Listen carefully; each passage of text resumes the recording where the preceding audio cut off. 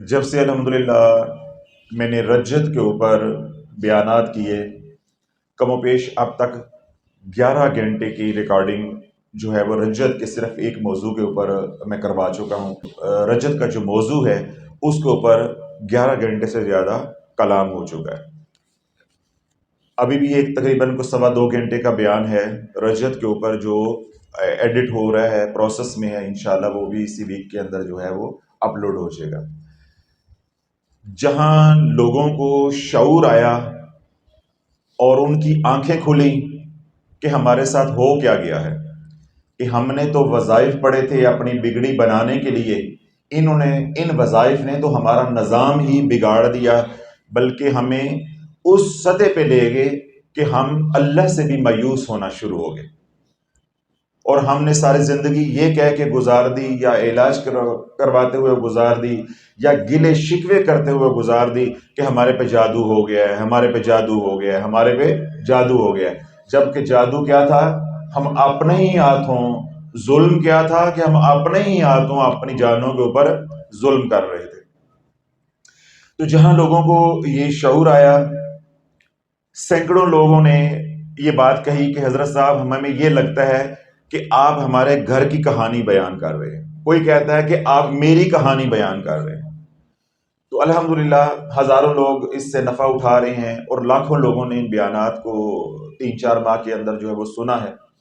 अल्लाह रब्बुल इज़्ज़त उनकी भी बिगड़ी जो है वो बनाएगा, इंशाअल्लाह उनकी मुश्किलें भी आसान करेगा।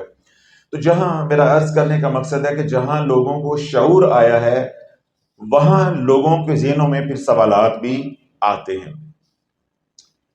एक सवाल जिस ने पूरे हमारे सुनने वालों को और यहाँ आने वालों को भी, जिसे कहते हैं कि पागल किया हुआ है, मजनून बना दिया है, जुनूनियत की कैफियत पैदा की हुई है, वो ये है कि हजरत साहब, ये जो रजत का इलाज मैं कर रहा हूँ या कर रही हूँ, जब ये मेरा मुकम्मल हो जाएगा तो क्या इसके बाद मैं वज़ाइफ पढ़ सकता हूँ या इसके बाद मैं वज़ाइफ पढ़ सकती हूँ?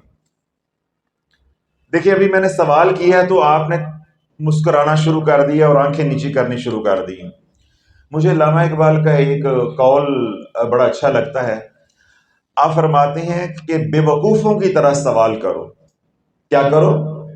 बेवकूफ़ों की तरह सवाल करो, लेकिन अक्लमंदों की तरह जवाब लो। हमने क्योंकि हर चीज़ ही उल्ट की हुई है, तो हमने क्या किया है कि अक्लमंदों की तरह सवाल करो और बेवकूफ़ों की तरह जवाब लो। हमने उल्ट कर दिया हुआ। भाई, 11 घंटे से ज़्यादा मैं एक ही मौजू के ऊपर बोल रहा हूँ और कई हफ्तों में ये मौजू जो है मुकम्मल किया है। अल्हम्दुलिल्लाह हुज़ूर अलैहिस्सलाम की ख़ास निगाह करम से फिल बदिया मैं बोल रहा हूँ, कोई मैंने को लिखा हुआ नहीं, मेरे पास सामने कुछ है। और हर सवाल जो आपके जहनों में आ रहा था या इश्काल था, मैंने उसको समेटा है, उसको कवर किया है।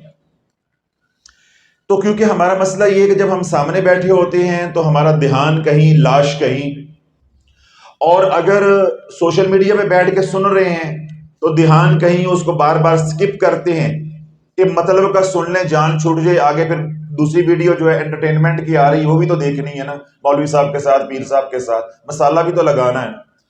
तो वो क्या होता है, जो काम की बात है वो रह जाती है या रब्त जो है वो टूट जाता है। फिर उसके साथ बाद क्या होता है, बस औकात बेवकूफ़ों की तरह सवालात और बेवकूफ़ों की तरफ भी जवाबात भी लिए जाते हैं। हालांकि मैं ये जो सवाल कर है कि मैं अगर अपना रजत का इलाज मुकम्मल कर लेता हूँ या कर लेती हूँ तो क्या मैं उसके बाद वज़ाइफ पढ़ सकता हूँ या पढ़ सकती हूँ? मैंने जवाब नहीं देना। हफीज साहब, मैंने क्या कहा है? मैंने जवाब नहीं देना। अगर मैं 12 घंटे 11 घंटे बोल के इस सवाल का मैंने ही जवाब देना है तो इसका मतलब ये है कि मेरे बोलने का भी कोई फायदा नहीं और जितना आपने सुना है उसका भी कोई फायदा नहीं। अब जवाब आपने देना है, मैं नहीं। जो सोशल मीडिया पे सुन रहे हैं, जवाब उन्होंने देना है। और जवाब देने के बाद अगर शर्मिंदगी हो तो कम अज कम मुंह पे चपेड़े ना मारना, आंखें नीची कर लेना। इतनी सजा इस दौर में काफी है। अब सवाल है कि इलाज मुकम्मल होने के बाद शफीक साहब वज़ाइफ दोबारा कर सकते हैं या नहीं कर सकते? अब आप मुझे जवाब दें। मैंने कहा था मैंने जवाब नहीं देना, आप लोगों ने देना है। ایک شخص ہے، اس نے منہ میں گٹکا رکھنا شروع کیا یا گٹکا کھانا شروع کیا، نسوار رکھنا شروع کی، سپاری استعمال کرنا شروع کی، یا نسوار رکھتا ہے۔ اس طرح بعض لوگ ہمارے پاس آتے ہیں، وہ کوئلہ کھاتے ہیں، سمجھا گیا، کوئلہ کھاتے ہیں۔ اس طرح کی کوئی بھی چیز کھائی، یعنی نسوار کا استعمال کیا، سپاری کا استعمال کیا، گٹکے کا استعمال کیا، کوئی بھی ایسی کوئی علت تھی، اس کی وجہ سے وہ اس کو استعمال کرتا رہا، آخر اس کو کینسر ہو گیا۔ پہلے ایک بیماری لگتی ہے، یعنی منہ کے اندر جو بیماریاں ہوتی ہیں، کینسر سے پہلے اورل سب میوکس فائبروسس ہوتا ہے، یعنی منہ بند ہونا شروع ہو جاتا ہے۔ اور بعض لوگوں کے اندر وہ جہاں وہ سپاری رکھتے ہیں یا جہاں وہ گٹکا رکھتے ہیں، نسوار رکھتے ہیں، اس طرح کی چیزیں جو ہیں کیمیکل والی وہ رکھتے ہیں، تو کیا ہوتا ہے، وہ گوشت گلنا شروع ہو جاتا ہے اندر سے۔ بعض مریضوں کے اندر پھر وہی جو پھوڑا بنتا ہے وہ پھر اسکویمس سیل کارسینوما میں بدل جاتا ہے، یعنی کینسر میں، میلگننسی میں بدل جاتا ہے۔ یہ تھوڑا سا میں نے شعور دینے کے لیے میڈیکل کی ٹرمز استعمال کی تاکہ چلو آپ کو بھی شعور آ جائے۔ اب ایک مریض ہے، ایک بندہ ہے، وہ مریض بن گیا کینسر کا، وہ ڈاکٹر کے پاس گیا، وہاں تشخیص ہوئی کینسر ہو گیا، گھر بک گیا، جانور بک گئے، سارا نظام اجڑ گیا، لیکن اس کو زندگی مل گئی، توجہ ہے، صحت مل گئی۔ آج وہ ڈسچارج ہوا ہے، ہسپتال سے فارغ ہوا ہے، اور وہ بڑے مؤدب طریقے سے ڈاکٹر کو پوچھتا ہے کہ ڈاکٹر صاحب میں ٹھیک ہو گیا ہوں؟ انہوں نے کہا جی ہاں بالکل آپ ٹھیک ہو گئے ہیں، اب آپ گھر جا سکتے ہیں، اپنی نارمل لائف انجوائے کر سکتے ہیں، اپنی زندگی نارمل گزارے۔ پھر وہ مڑ کے آتا ہے اور پوچھتا ہے کہ ڈاکٹر صاحب میں وہ گٹکا کھا سکنا، وہ میں نسوار کھا سکتا ہوں، وہ میں سپاری کھا سکتا ہوں، وہ میں کوئلے منہ میں رکھ سکتا ہوں؟ تو اللہ والو، اس کا پھر ڈاکٹر کیا حال کرے گا؟ یہی اس سوال کا جواب ہے۔ کچھ سمجھ آ گئی بات کہ ڈاکٹر اس کے ساتھ کیا کرے گا؟ اگر تو کوئی پنجابی ڈاکٹر ہوگا تو وہ بھی آپ کو معلوم ہے، اور اگر کوئی پختون ڈاکٹر ہوگا تو پھر آپ کو سارے ہی معلوم ہے، ٹھیک ہے؟ اور اگر یہی سوال کوئی پڑھا لکھا بڑے ہی تہذیب کے دائرے میں کرتا ہے، کوئی امریکن ہاسپٹل ہے وہاں کرتا ہے، تو انشاءاللہ پھر وہ گھر نہیں آتا، سیدھا مینٹل ہاسپٹل جائے گا۔ اللہ والو، یہ کیا آپ کے ذہن کہاں کھو گئے ہیں کہ جس وجہ سے آپ بیمار ہوئے، پھر آپ کا اصرار اسی بات کے اوپر ہے جی میں ٹھیک ہونے کے بعد وظائف کر سکتا ہوں۔ یہ تو وہی بات ہو گئی نا کہ مجھے کینسر ہوا، میرا سارا گھر اجڑ گیا، میرے بچے رول لگے، ٹھیک ہے، میرے لواحقین جو ہے ان کے اوپر آزمائش پڑ گئی، سب نے اپنی جانوں پہ کھیل کے میرا علاج کروایا، اور میں ٹھیک ہونے کے بعد پھر میں بجائے شرمندہ ہونے کے اپنی حرکتوں پہ معافی مانگنے پہ میں کیا کرتا رہا؟ میں کوئلے کھاتا رہا، میں گٹکا کھاتا رہا، میں نسوار کھاتا رہا، کیا میں کھاتا رہا اور میں پیسہ اپنا برباد کرتا رہا؟ بجائے شرمندہ ہونے کے، معافی مانگنے کے اور ندامت ہونے کے، میں پھر جو سینہ تان کے کہوں جی میں نسوار کھا سکنا۔ تو اس کا کیا مطلب ہے کہ علاج کی ضرورت نہیں ہے، چھتروں کی ضرورت ہے۔ تو پھر رب کے چھتر تو لگتے ہیں، پھر آپ کو پتا ہے کہ بڑوں بڑوں کے دماغ جو ہے نمرود جیسے ہوتے ہیں، ان کے بھی اللہ ٹھیک کر دیتا۔ تو سورہ طارق پڑھنے والوں کو تو اتنی شرمندگی اور ندامت ہونی چاہیے جو رجت کا علاج کر رہے ہیں، جن کا اللہ نے مجھے ذریعہ بنایا ہے، کہ وہ ساری زندگی اپنی اولاد کو آنکھیں اٹھا کے نہ دیکھیں کہ ہم وہ بد نصیب ہیں، بدبخت ہیں جنہوں نے اپنی اولاد کے بختوں میں روڑے ڈال دیے، ان کے مستقبل کو برباد کر دیا ہے۔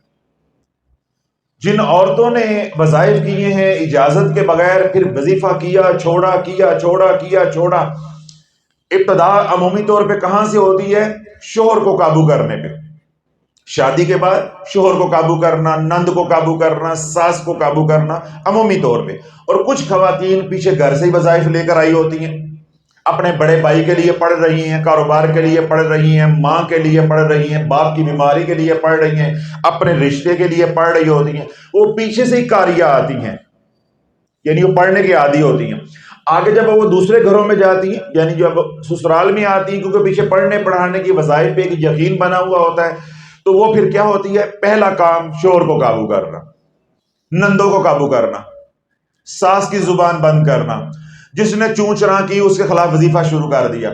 تو تو وہ رجت کی مریض تو پہلے ہی بن چکی ہوتی لیکن انہیں معلوم نہیں ہوتا، پھر ساری زندگی کیا کرتی ہیں، خامد سے جوتے بھی کھاتی ہیں. کس سے جوتے کھاتی ہیں؟ خامد پہ، بات بات پہ. تو پھر کیا دوسرا جو نقصان ہوتا ہے رجت کے مریض کا کہ ان میاں بیوی کی آپس میں کبھی نہیں بن سکتی. دیکھیں میاں بیوی کی یا ہم میں پیر مریدی کا ہمارا رشتہ ہے تو ہماری تبھی آپس میں محبت ہوگی جب درمیان میں تیسرا نہیں ہوگا. کوئی درمیان میں تیسرا لگائی بجھائی کرنے والا ہو تو ہمارا یہ رشتہ نبھ سکتا ہے؟ کبھی بھی نہیں. بین ہی میاں بیوی کا جو رشتہ ہے وہ اگر مضبوط بہت ہے تو وہ نازک بھی بہت ہے. تو درمیان میں کوئی لگائی بجھائی کرے گا تو گزارا ہوگا. ساس لگائی بجھائی کرتی ہے، نند لگائی بجھائی کرتی تو گزارا ہوتا ہے. تو جب شیاطین لگائی بجھائی کریں گے تو گزارا ہو جائے گا. تو ایسے میاں بیوی کیا ہوتے ہیں کہ گھر میں شادی شدہ بھی ہیں لیکن ان کی بیڈ روم لائف نہ ہونے کے برابر ہوتی ہے. بیڈ روم لائف نہ ہونے کے برابر ہوتی ہے. اور پھر اکثر اوقات یہ ہوتا ہے کہ جو رجت کے مریض ہوتے ہیں یعنی مرد ہوتے ہیں ان کی جنسی طاقت شیاطین جو ہے وہ سلب کر لیتے ہیں، یعنی ان کی مردانگی ختم ہو جاتی ہے، وہ عورت کے قابل ہی نہیں رہتے. بسا اوقات یہ ہوتا ہے ان کی جو مردانہ طاقت ہے وہ سلب نہیں ہوتی، وہ رہتی ہے، لیکن جب وہ بیوی کے پاس جاتے ہیں تو انہیں اتنی کراہت آتی ہے کہ ان کا دل نہیں کرتا اپنی عورت کے پاس یا خلوت کرنے کو. اس کے برعکس بھی آپ وہی بات سمجھ لیں کہ عورت ہے اس کے لیے جو کشش ہے، جنسی کشش ہے، وہ مرد کی ختم ہو جاتی ہے. مجھے کتنی خواتین میسج کرتی ہیں، واٹس اپ کرتی ہیں، باتوں باتوں میں اشارے میں بات کرتی ہیں کہ جی یہ میرے حقوق نہیں پورے کرتے. یہ شکایت پھر اکثریت یہ کہتی ہے کہ میں جب اپنے میاں کے پاس ہوتی ہوں تو مجھے کراہت آتی ہے، یعنی میرا دل نہیں کرتا میرا خامد قریب آئے. اب درمیان میں کون آ گیا ہوا ہے؟ شیاطین آ گیا ہوا. تو جب تم نے اتنا ظلم ڈھایا ہوا ہے ابھی بھی وظیفے پڑھنے ہیں. بندہ شرم سے مر جائے، یہ سوال کرتے ہوئے شرم سے مر جائے کہ میں نے خاندان تباہ کر دیا ہے، نسلیں تباہ کر دی ہیں، 4 بچے ہیں ان میں 3 کا فیوچر تباہ کر کے رکھ دیا، ہمسائے ہیں ان کو برباد کر دیا ہے، کوئی کاروبار تھا اس کو برباد کر دیا ہے. واللہ عالم وہ کب نکلیں گے. میں نے کیا ابھی تھوڑی دیر پہلے کیا کہا تھا کہ 23 سالوں میں نے 23 مریض بھی نہیں دیکھے جو رجت سے نکل جاتے ہوں. ابھی تو آپ کا علاج شروع ہوا ہے، واللہ عالم آپ نے نکلنا ہے کہ نہیں نکلنا. جو حرکتیں ہیں یہ بتاتی ہیں کہ نکلنے کا کوئی ارادہ نہیں ہے، نہ اللہ کا کوئی ارادہ ہے تمہیں اس مصیبت سے نکالنے کا، کیونکہ حرکتیں ہی ایسی ہیں، حرکتیں ہی ایسی ہیں کہ ابھی تک آپ کا یہ ذہن بنا ہوا ہے کہ جو ہی رجت کا علاج ہو جائے گا پھر میں فلاں وظیفہ پڑھوں گی تو مال آئے گا، میرے رشتوں کا مسئلہ حل ہوگا. تو بھائی سیکھا کیا ہے؟ اتنی مصیبت اللہ نے ڈالی تو اسے سیکھا کیا ہے؟ سیکھا تو کچھ نہ. اس کا مطلب کہ بربادی ہوتے رہے گی پھر دوبارہ سے. تو اللہ بولو عرض کرنے کا مقصد یہ ہے کہ جس مریض کو کینسر ہو گیا، جس وجہ سے کینسر ہوا، کیا وہ اسی وجہ کو دوبارہ اسی وجہ کی طرف لوٹ آئے گا؟ وہی خوراک، وہی گٹکا، وہی سپاری، یا وہ شراب پیتا تھا، سگریٹ پیتا تھا، ان چیزوں کو دوبارہ اپنا لے گا؟ تو ایسے ہی اگر کسی کو روح کا کینسر ہو گیا تو وہ دوبارہ وظائف کی دنیا میں آئے گا، پھر وہ ایسا پھنسے گا کہ اللہ عبرت کی مثال بنا دے گا. عبرت کی مثال تو اب بھی ہیں لیکن ابھی پردہ ہے، ابھی پردہ ہے. اب اللہ بولو جس طرح میں نے رجت کے مضمون کو کھول دیا، جو اس پہ پردے تھے وہ میں نے کھول دیے. مثال کے طور پہ آپ کے گھر میں آپ کی والدہ پڑھائیاں کرنے والی ہے. اگر توجہ رکھیے گا، آپ کی والدہ جب سے آپ نے ہوش سنبھالا ہے وہ پڑھائیاں کرنے والی ہے. آپ کی ساس ہے، جب سے آپ کی شادی ہوئی ہے آپ نے دیکھا وہ پڑھائیاں وظائف کرنے والی ہے.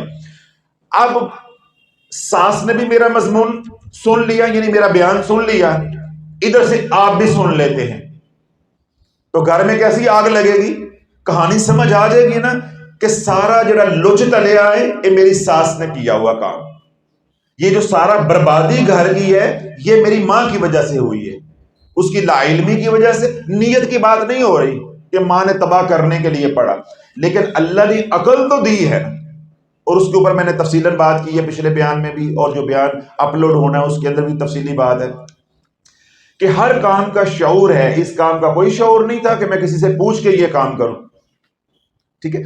اور اب اگر اللہ نے شعور دے دیا ہے، علم دے دیا ہے، تو بندہ کوئی اپنی عقل استعمال کرتا ہے کہ بھائی جس وجہ سے میں بیمار ہوا پھر میں دوبارہ ادھر ہی لوٹوں گا تو پھر میں ایسا بیمار ہوں گا کہ اس کا کوئی علاج نہیں رہے گا. اب کہانی سمجھ آ گئی. اب آپ نے کیا جواب دیا ہے کہ اگر ہم بندے کے پت ہیں تو آئندہ وظائف تھوک کے کرنے ہیں. نہیں، آواز ہلکی سی آئی ہے تو سوشل میڈیا والوں کی کیسے نکلے گی؟ نہیں کرنے. ابے دی توبہ، اماں دی توبہ، میری نسلوں کی توبہ، یہ جب تک توبہ نہیں نکلے گی اللہ والوں تو آپ کو معلوم ہی ابھی ادراک نہیں ہوا کہ ہم کر کیا بیٹھے ہیں. میں نے کیا کہا کہ 23 سالوں میں 23 لوگ بھی میں نے نہیں دیکھے جو رجل سے نکلے ہوں. اب میں نے جو حال بتایا ہے ساتھ پڑھے جا رہے ہیں اور دن گن رہے ہیں. کوئی میسج کہہ رہا ہے کہ حضرت صاحب میرے 40 دن ہو گئے ہیں، کوئی کہتا ہے جی میرے 15 دن ہو گئے ہیں، کوئی کہتا ہے میرے 25 دن ہو گئے ہیں، کوئی کہتا ہے میرے 70 دن ہو گئے ہیں. بس تجھے اشارہ کرو تو اے پہ ادب کا نماز شروع ہے. تو اس کا مطلب ہے کہ صحیح ہونے کا کوئی ارادہ نہیں ہے، صحیح ہونے کا کوئی ارادہ نہیں. تو پھر جو میں بات بار بار دہرا رہا ہوں کہ 23 لوگ بھی 23 سالوں میں مجھے نہیں ملے جو رجت سے نکلے ہوں.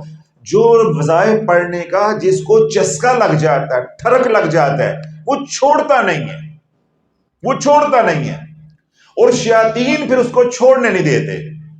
اب یہاں پہ کوئی علامہ صاحب، کوئی پڑھی لکھی خاتون میری اس بات پہ اعتراض کر سکتی ہے یا اس کے ذہن میں اشکال آ سکتا ہے، حضرت صاحب شیطان ذکر روکتا ہے یا ذکر کرواتا ہے؟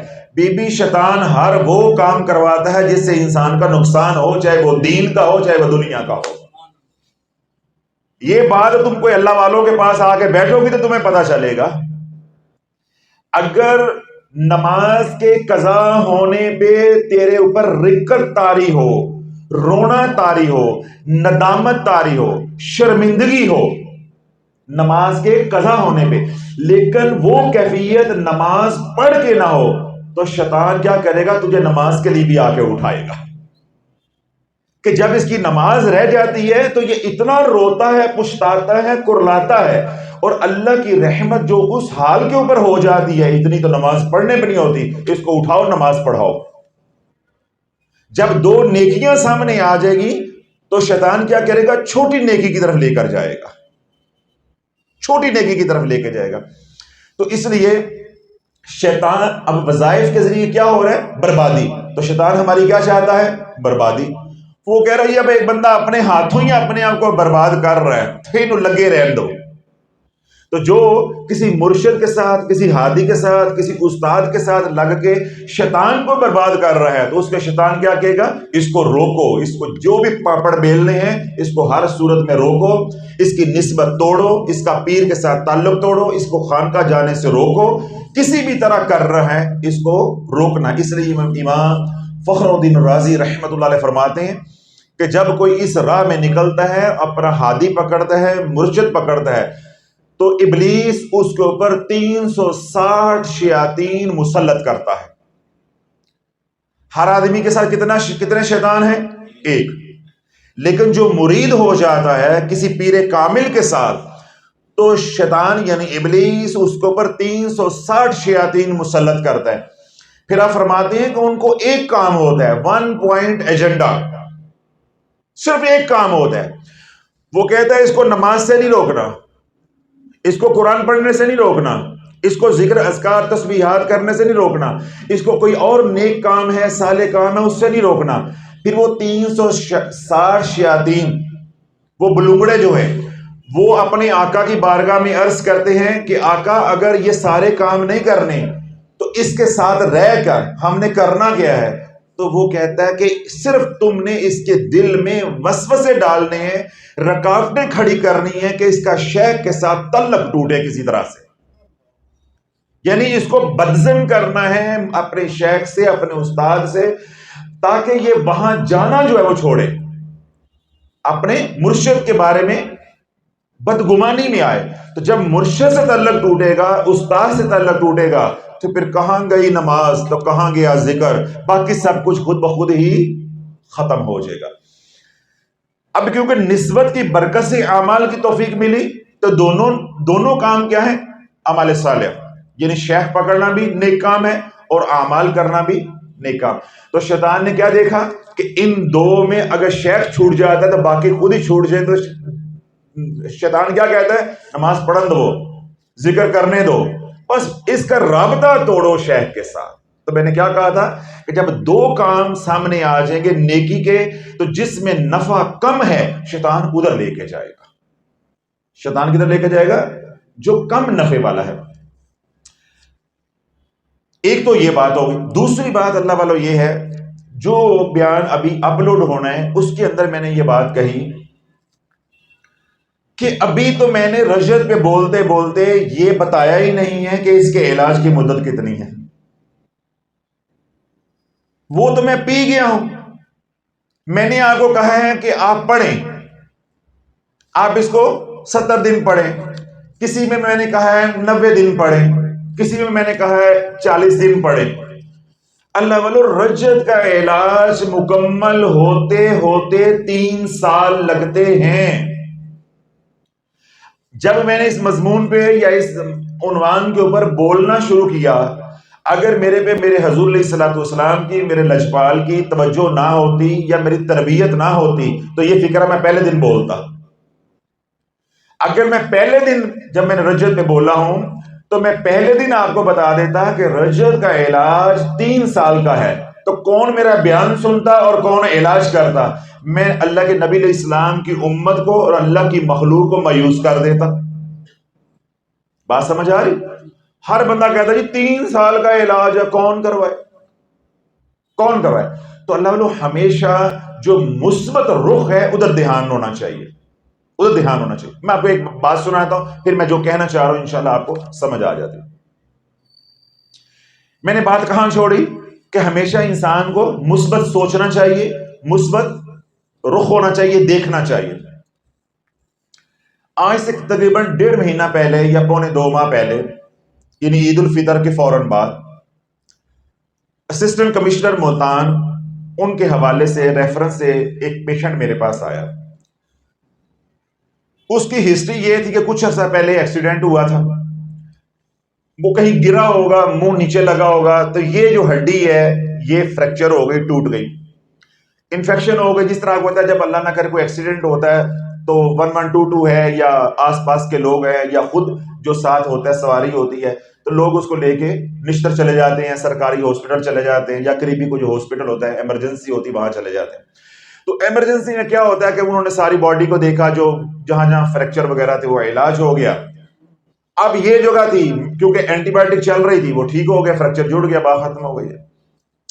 بعد میں اسی میں پس پڑی، اب وہ کیا بن گیا؟ ٹیومر بن گیا، ٹیومر بن گیا۔ اب وہ جس ڈاکٹر کے پاس بھی گئے ہیں انہوں نے کہا جی کینسر ہو گیا، آپریشن کرواؤ۔ نشتر گئے، انہوں نے جی کہ کینسر ہو گیا، آپریشن کروائیے، سارا کٹے گا وغیرہ وغیرہ۔ وہ اسسٹنٹ کمشنر صاحب نے میرے پاس بھیج دیا کہ ڈاکٹر صاحب کو کہنا کہ توجہ کے ساتھ دیکھیں، میرے عزیز ہیں۔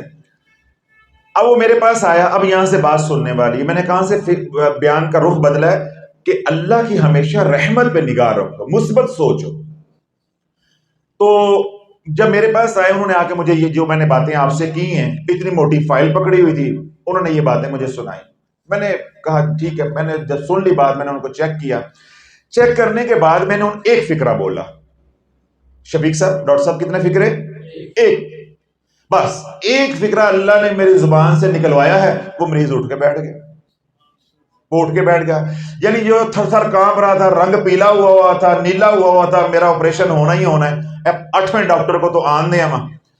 تو میں نے انہیں کہا کہ ابھی ماں نے کوئی ایسا لال جنم نہیں دیا جو دیکھ کے بتا دے کہ اس کو کینسر ہے۔ تمہیں کس نے کہہ دیا ہے یہ کینسر ہے؟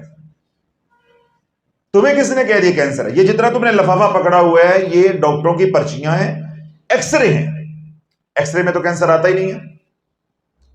ڈاکٹروں نے قیاس کیا ہے، قیاس میرا بھی وہی تھا، یہ بھی واضح میں رکھیے، قیاس میرا بھی وہی تھا، لیکن الحمدللہ کیونکہ ہم صاحب نسبت ہیں، ہم نے دین پڑھا ہے بزرگوں سے، تو کیا ہے کہ کسی کو پریشان نہیں کرو۔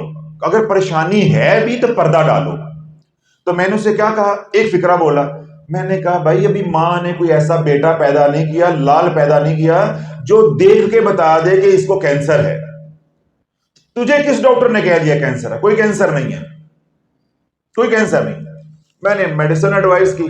میں نے کہا جو بھی میں نے کرنا ہے, چاہے میں نے آپریٹ کرنا ہے, چاہے بیوپسی کروانی ہے, اسکریننگ ہونی ہے, جو کچھ بھی ہونا ہے میڈیسن کے میڈیکیشن کے بعد ہی ہونا ہے. میں نے کہا 5 دن کی میڈیسن آپ کھا کر آؤ, پھر دیکھیں گے آگے کیا ہوتا ہے کہ آپ کو کینسر ہے نہیں ہے, یا میڈیسن سے کام چلتا ہے, یا ری آپریٹ کرنا پڑتا ہے, وغیرہ وغیرہ. ان کو میں تسلی دے کے بھیج دی. منبر رسول میں بیٹھا ہوں, ابھی نماز پڑھی ہے. 5 دن کے بعد وہ آیا, اتنی خوشی سے آپ خانقاہ نہیں آتے جتنی لڈیاں ڈالتے ہوئے وہ مریض آ رہا تھا. وہ ساتھ اس کے 1-2 اٹینڈنٹ, وہ تو آتے میرے ہاتھ چومے, اوکے جی ڈاکٹر صاحب میں نے دنیا میں پہلا ڈاکٹر آپ کی طرح دیکھا ہے کہ ایک تو مجھے آپ نے انرجی اتنی بھر دی میرے اندر کہ اگر کینسر ہوتا بھی تو آج میں ذہنی طور پہ تیار ہو گیا تھا, کوئی بات نہیں میں آپریشن کرواتا ہوں. اتنی انرجی میرے اندر آ گئی. اور دوسرا اللہ کا کرم یہ ہوا ہے کہ وہ میرے منہ کے اندر جو انڈے کے برابر, یعنی دیسی مرغی کا جو انڈا ہوتا ہے اتنا برابر نہیں, منہ میں ٹیومر تھا, یہ سارا سوجا ہوا تھا, وہ سارا ختم ہو گیا, سارا ختم ہو گیا. تو اللہ بولو یہ ساری باتیں اب کیا ہیں, اب میں اس کی دلیل دیتا ہوں. اللہ کے نبی علیہ الصلوۃ والسلام نے ارشاد فرمایا کہ بندے کے ساتھ اللہ کا معاملہ ویسا ہی ہوگا جیسا بندے کا اللہ کے بارے میں گمان ہوگا. اب وہ کیا تھا, وہ ہارڈ ٹیومر تھا. تو ٹیومر ہونا یا رسولی ہونا اپنی زبان میں آپ کہہ سکتے ہیں, اس کا مطلب ہرگز یہ نہیں ہوتا وہ کینسر ہی ہے, لیکن اس کی شکل خطرناک تھی, کچھ علامات ہوتی ہیں, اس سے ہم بھی قیاس کرتے ہیں, لیکن میں نے قیاس مثبت کیا, منفی نہیں کیا. تو لوگوں نے انہوں نے یہ کہا کینسر ہے, لیکن ہوا کیا, اللہ کا نظام بدل گیا. وہ کیا تھی کہ وہ ایلویولر ایبسیس تھی, یعنی پس پڑی ہوئی تھی اور پرانی چوٹ لگی تھی, وہ پس کی وجہ سے ہارڈ ہو گئی ہوئی تھی. جب ہم اس کو دیکھتے تھے, پرکس کرتے تھے, تو وہ کیا لگتی تھی, ہمیں ہارڈ لگتی تھی. اس سے ہمیں اندازہ ہوتا تھا, کچھ اس کے ارریگولر مارجنز تھے, اس سے ہمیں شک پڑتا تھا کہ اس کو اسکیمس سیل کارسینوما ہو گیا ہے. لیکن میں نے جب مثبت قیاس کیا, وہ کوئی گھڑی ایسی تھی, اللہ پاک نے کرم کر دیا, وہ میڈیسن جب انجیکٹیبل میڈیسن دی, اس سے کیا ہوا, وہ ڈرین ہو گیا, پس نکل گئی, وہ ہیل ہو گیا. یہاں سے میں نے ہونٹ کے نیچے چھوٹا سا آپریشن کیا, وہ کر کے سارا کچھ مواد نکال کے 2 ٹانکے لگا دیے. اب ان کا کیا لگا, 4-5 ہزار روپیہ ٹوٹل خرچ ہوا, اور اللہ نے شفا دے دی. ناک بھی بچ گیا, تالو بھی بچ گیا, دانت بھی بچ گئے, آپریشن سے بھی بچ گئے. ورنہ اللہ والوں 15 لاکھ روپیہ معمولی خرچہ تھا, اور جو عیب آ جانا تھا وہ الگ تھا, پھر اس کی کاسمیٹک سرجری بعد میں ہونی تھی اگر عیب زیادہ ہو جاتا. تو اب یہ کیا ہے کہ جب آپ مثبت طرف نگاہ رکھیں گے تو دوسرے بندے کے اندر حوصلہ آئے گا. تو اگر میں پہلے دن کہہ دیتا کہ رجعت کا علاج جو ہے وہ 3 سال کا ہے, تو جو بیچارے پھنسے ہوئے ہیں وہ تو مایوس ہو کے مر جاتے, مایوسی میں ہی مر جاتے. اب یہ میں نے دونوں باتیں اس لیے جوڑی ہیں, اگر توجہ کے ساتھ سنیں اور سمجھیں, کہ اللہ میں کہہ رہا ہوں 3 سال کا, یہ اللہ نہیں کہہ رہا. نہیں سمجھ آئی؟ میں کہہ رہا ہوں یہ 3 سال کا علاج ہے, اللہ نہیں کہہ رہا 3 سال کا علاج ہے. میں کہہ رہا ہوں یہ 3 سال کا علاج ہے, اللہ کے نبی علیہ السلام نے نہیں فرمایا یہ 3 سال کا علاج ہے.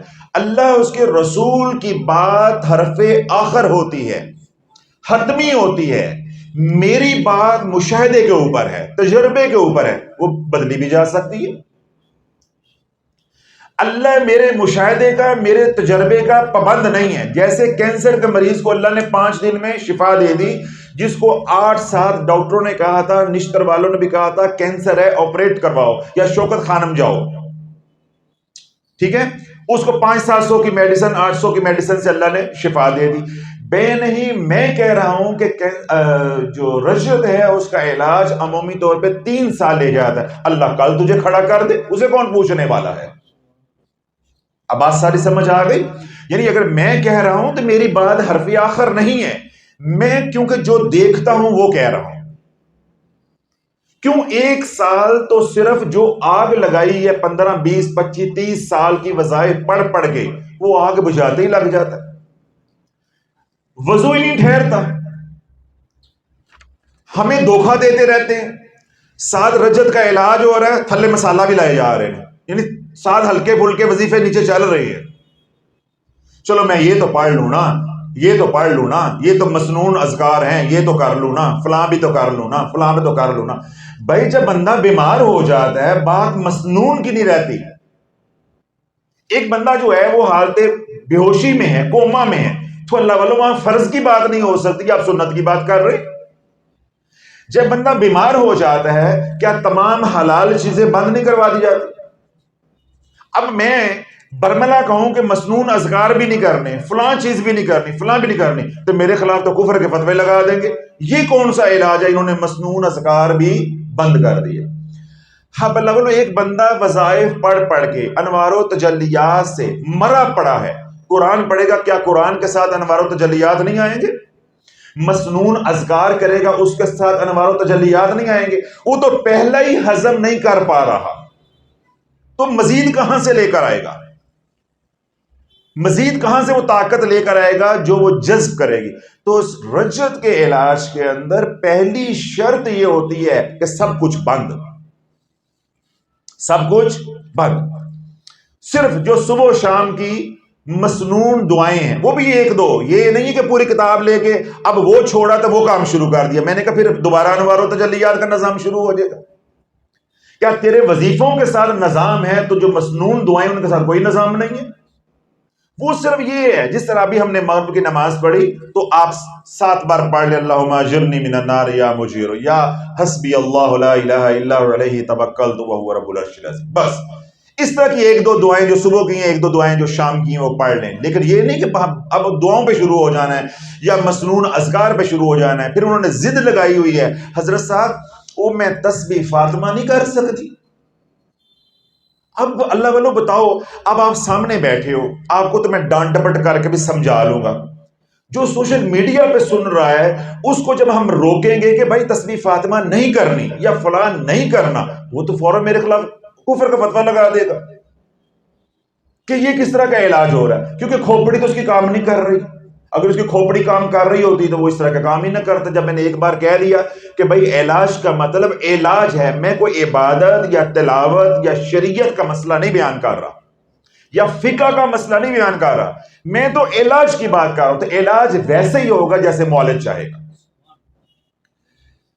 رجت کے علاج کے اندر اللہ والو سب سے بڑی شرط یہ ہوتی ہے صرف آپ نے فرض پڑھنے ہیں، یعنی فرض نماز، سنت موقدہ، بس. نوافل بند، ہر چیز بند. تلاوت کا 1 رکوع کی صرف اجازت ہوتی ہے، وہ بھی اس لیے اجازت دی جاتی ہے کہ یہ قرآن بھول نہ جائے. اگر حافظ ہے تو قرآن نہ بھول جائے، اگر ناظر بھی پڑھا ہوا ہے تو اس کی عادت نہ چھوٹ جائے. بس وہ بھی بامر مجبوری، 1 رکوع 1.5 رکوع، چھوٹا رکوع ہے تو چلو 2 پڑھ لو. بس سارا دن استغفار کرنا ہے اور سارا دن درود ابراہیم پڑھنا ہے، تاکہ استغفار کرو گے اللہ کی رحمت کا نزول ہوگا، درود پاک پڑھو گے تو اللہ کی رحمت کا نزول ہوگا. وہ جو آگ لگائی اپنے گھر کے اندر، اپنی ذات کے گرد ہمسایوں کو ذلیل کیا ہوا ہے، رشتہ دار تباہ کر دیے ہیں، معاشرہ تباہ کر دیا الٹے وظائف پڑھ پڑھ کے، وہ آگ کسی طریقے سے بجھائی جا سکے. تو نہ تو ہی تڑکا لائی جاؤ گے ہلکا ہلکا، اے نہ تھوڑا جہا پڑھ لما، اے تیسرا کلمہ ایک تسبیح نال کی ہو جاتا ہے، کیڑا پیر ویندا پیا ہے؟ تو بھائی پیر نہیں ویندا پیا، اللہ تو ویندا پیا.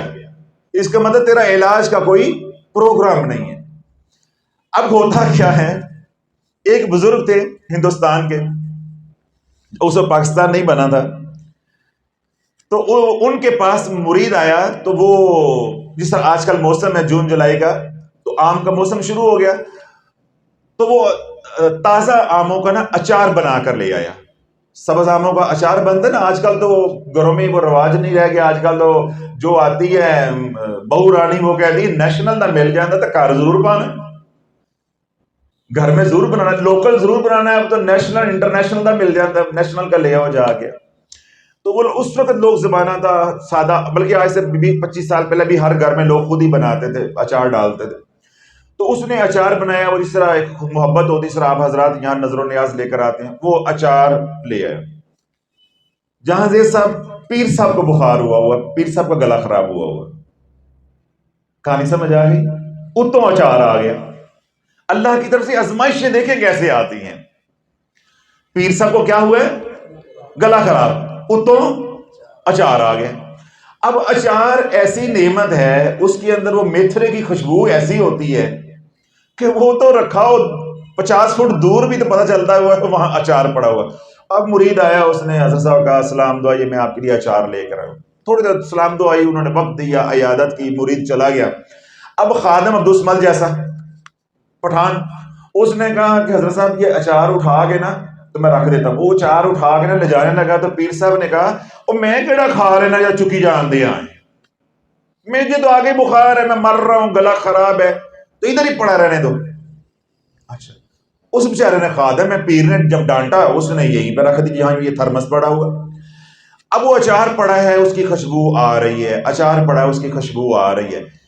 پیر صاحب نے اگلے دن سوچا کہ اب تھوڑا سا مجھے تھوک نکلنے میں آسانی ہو گئی، اچھا ہو گیا ہے، منہ کا ذائقہ بڑا خراب ہوا ہے، تھوڑا سا چکھ ہی لوں، چلو ذائقہ ٹھیک ہو جائے گا۔ کھاتا نہیں ہوں، اس کا جو تیل ہے نا ذرا ہلکا سا، وہ جو مسالہ ہے وہ ایسے کر ذرا لگا لیتا ہوں، ذرا چکھ لوں، ذرا منہ بڑا نا بد ذائقہ ہوا ہے۔ کھولا، اس میں تھوڑی سی انگلی لگا کے مسالہ لگایا تو تھوڑی طبیعت جو ہے نا وہ رما تھی گئی۔ پیر صاحب نے کہا مزہ آ گیا، ذائقہ بدل گیا۔ اچھا اس کے بعد دوائی کھائی، دوائی کڑوی ہوتی ہے، پھر ذائقہ ہوا ہے۔ انہوں نے کہا تھوڑی سی اللہ دینا نا ذرا اچار۔ وہ خادم نے کہا کہ پیر صاحب، حضرت صاحب آپ کا گلا خراب ہے، آپ کا بخار ہوا ہے، اور بخار مینوں ہوا ہے، تینوں تو نہیں ہویا، میرے منہ کا ذائقہ اتنا خراب ہوا ہے۔ اب انگلی لگائی، اے ادھر کر رہا ہے، تھوڑی پھاڑوی پھڑا اچار دی نا، اے امب دی پھاڑوی پھڑا، وہ تھوڑا سا آم کا ٹکڑا وہ بھی کھا لیا۔ تو پیر صاحب ماشاءاللہ پھر اگلے 6 مہینے پہ بستر تے رہے، آخری خبریں آنے تک وہ حالت بخار میں ہی تھے۔